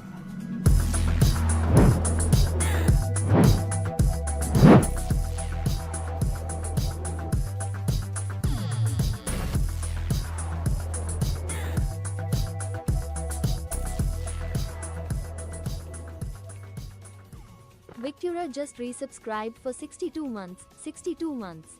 Fuck, I've been here a while.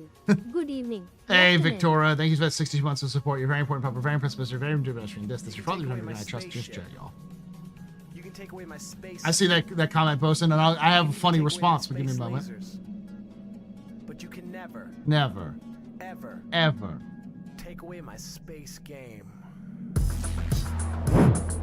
What am I doing?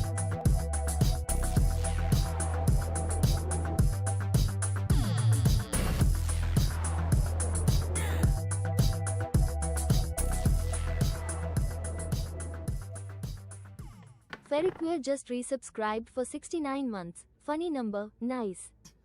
Thank you so much for that 69 months of support. You're very important, Papa. Very impressed, Mr. Very pedestrian. This your fault. You're drinking night. Shots and cheers in chat, y'all. Shots and cheers. Oof. Bolson asked, will the BMM have the evocative shape of the whole sea does, though? Yes, but it's an alien version of that.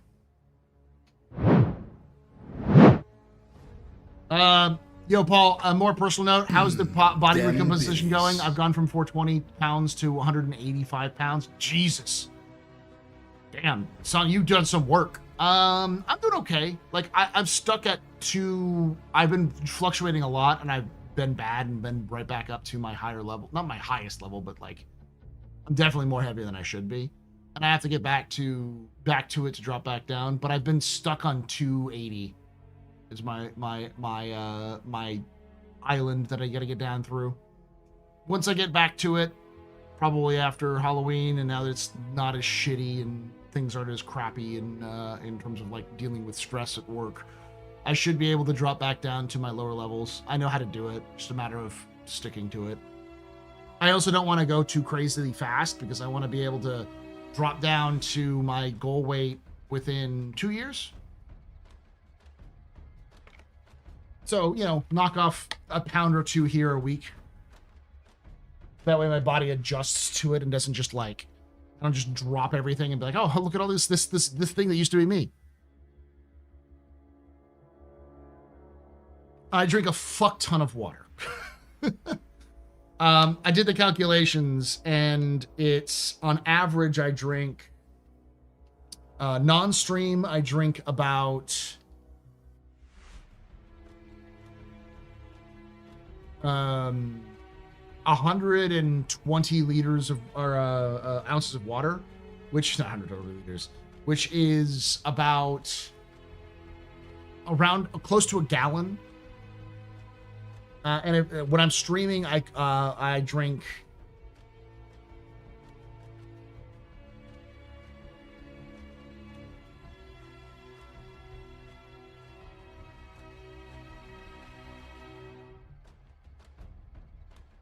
$180 to 200 ounces, just because it's a compulsion for me to drink while I'm doing stuff to keep my voice from dying.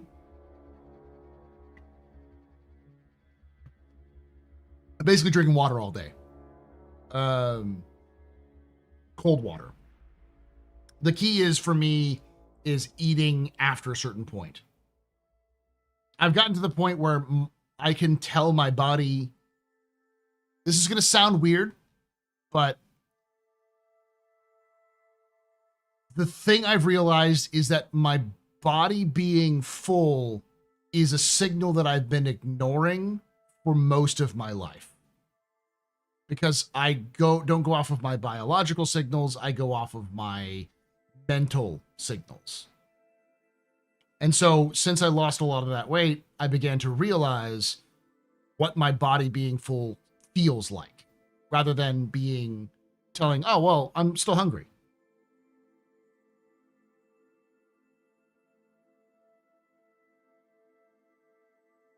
I think you've been these are about 32 ounces of water, and I've drank about 2.5. I think about 3 now. So, and I drank 80 ounces of water before I came into stream. Like I drank 80 ounces over the last day.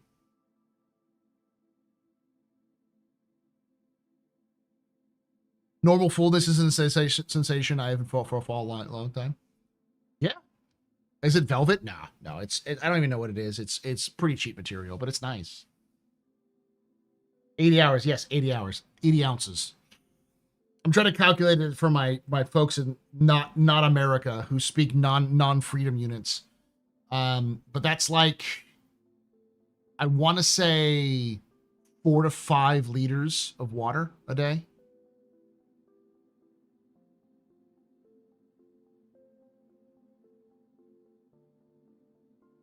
Metric liters. On a normal field day, I drink a minimum 160 ounces. Yeah, 124 ounces is a gallon, so, or something like that.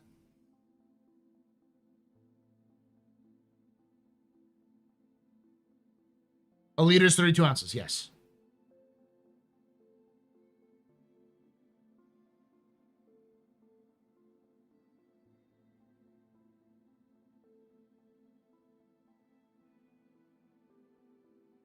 Because if you look at the Nalgene, it has 1,000 milliliters and 32 ounces. And I usually fill it up to here. So it's above that level.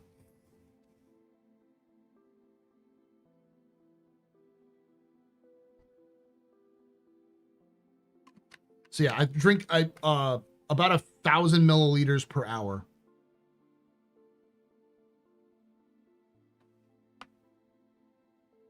I need a white vest for... Yes, I do. I do need a white vest for Squad 42 launch.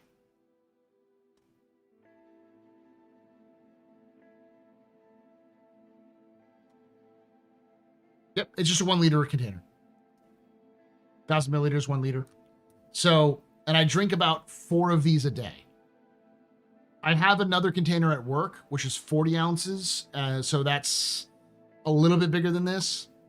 But the best way of describing that, it's this plus a normal glass of water. Like a normal glass you would have for like a typical, like, pull out of the cupboard kind of glass. So it's one of these and a glass. And I drink 2 of those 2 full things a day.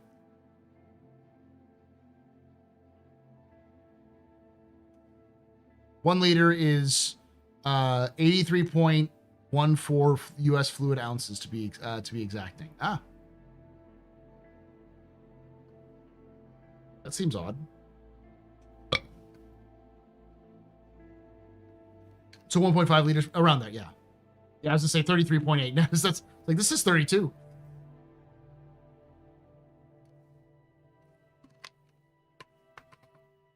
I don't drink soda. The only time I ever drink soda is when I'm out and about and go out to eat, which I've try to cut down a lot of. The most I do is drink G Fuel, which is more like pre-workout than it is soda or even like energy drinks. And I only drink one of these a day.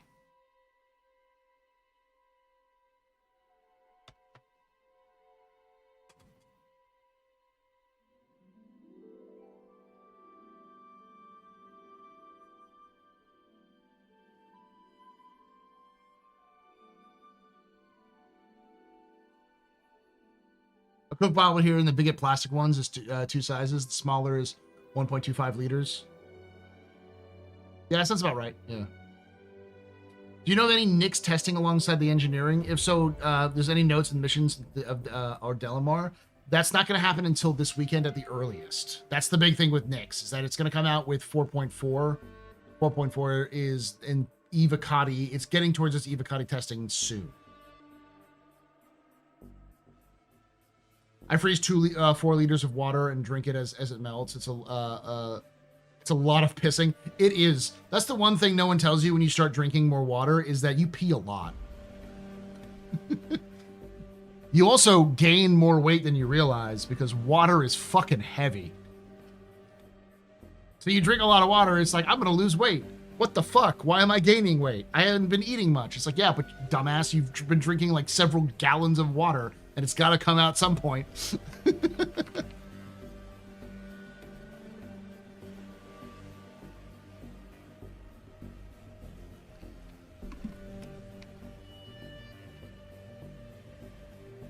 Used to have 2 to 3 sodas a day. Now I might have once a week a treat. That's nice, yeah.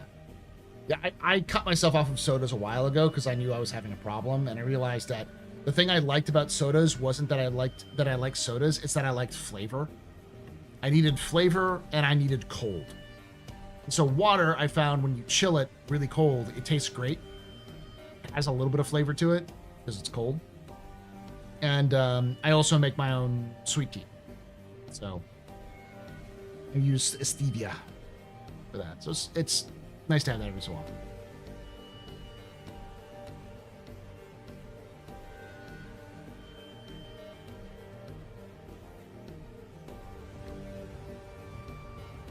Every 39 minutes to be exact, but you piss it all out as you intake more water. Our bodies stop storing it, so ultimately you gain water weight in the beginning. Okay. I stopped drinking high fructose cursor or eating it a long time ago. Never regretted it. Yeah. It's all right. Caffeine is my need. I'm trying to get off of caffeine as much as possible.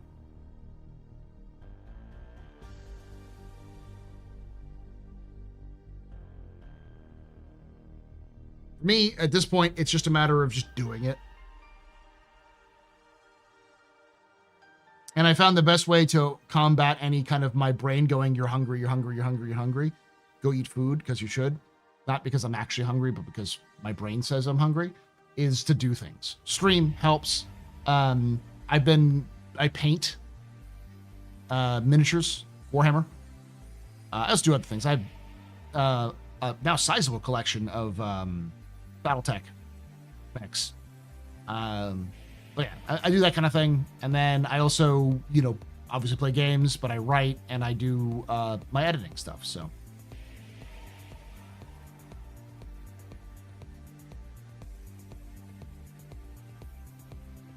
What's up? You're water fasting? Not really. We're just talking about someone that brought up the fact that, so I've been trying to lose weight because I want to live longer and I just want to feel better. And I've managed to do so in the past, but I've fallen down on it and gotten back into bad habits. So it's a matter of just getting back to it. We're just talking a little bit about, like, someone was like, hey, you should drink water. And I'm like, ha ha ha, I drink too much water.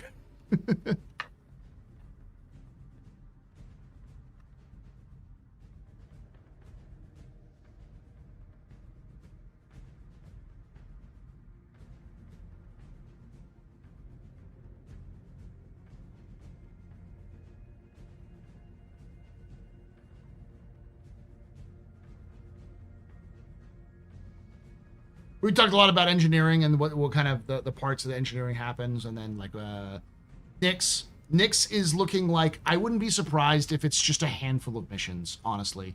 I would think that Nyx is probably going to be a large-ish area, but it's not going to be a lot of stuff to do. With it's mostly focusing on their big intro mission that they're doing that's coming out with 4.4, where you have to fight off the various factions and such with the Polaris. And then you'll have some random missions to do, which are just copies of missions that already exist in the verse.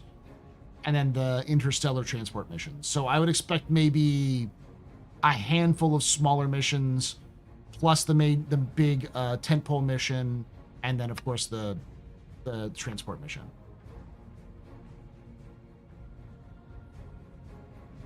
Keep it up. Keep the work, though, brother. Remember something I was told: you're only as strong as your convictions.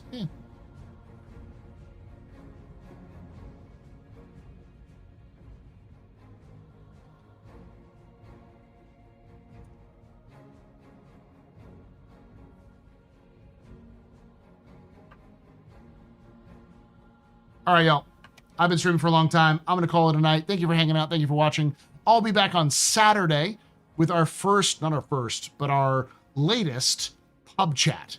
So it's going to be Captain's Table, just like you're used to, but I'm going to bring people on to talk about engineering. The goal is to have, 5 or 6 to 10 to 20 people to come on, and it'll be a call-in show. We'll go for as long as we have people and as many times we want to. I want to keep it to about an hour to an hour and a half. But anyone's welcome to come on to the show. It will be on the Discord, so !Discord and chat will give you that information. Or if you look into the comments, or if you look into the panels down below, if you're on Twitch, and into the description on YouTube, you can join the Discord there. And there will be a event set up where you just go into the waiting room, and I'll pull you up one at a time to talk to you about engineering. So that'll be on Saturday. I will not be streaming tomorrow because it is Halloween. I'm taking it off because I got to give out candy to the children's. But I will also be, I'm not working tomorrow, so there will be this will be early in the morning. I'm going to try to gather a small crew together because I need to go get footage for ASD, because I am going to be releasing my ASD video on ASD, the history of ASD, and of course Dr. Yorit and all the stuff in game, so you can get a good idea of all the background lore and stuff like that. That'll be released this weekend. I'm going to spend a lot of time tomorrow working on that, but I need to get B-roll and background footage for all of the different sections and all of that. So, any guesses? Well, it's anybody. It's not just content creators, it's anybody. That's the whole point of pub chat, is that the pub chat is just for everybody. There was a lot of folks who get into the Captain's Table YouTube, and in the comments they give these lengthy discussions about what they want to talk about, and it's clear there's lots of people who want to talk about stuff. So I figured I wanted to do a call-in show, and it was only till recently that I discovered how or why I should do it. And so I've done 2 of them so far. They were a big success. People enjoyed them. The whole goal is to bring people in to have them talk to their opinions about a specific thing, but to keep it focused, a specific topic, not an everything topic. And my goal is to do one of these a month. So I have one in this. Will be one at the very beginning of November. We'll probably do another one towards the end of December, which is probably going to be more just kind of overall talking about it, like talk about stuff. December's going to be very different, but it's not fun. But 30 days of tuna mayo and celery pork only. I dropped 45 pounds. It sucks though for the first month. Yeah, for me, it's just stop eating after a certain point. All right, y'all. Thank you for hanging out. Thank you for watching. And like I say every time, hope to see you someday. the black.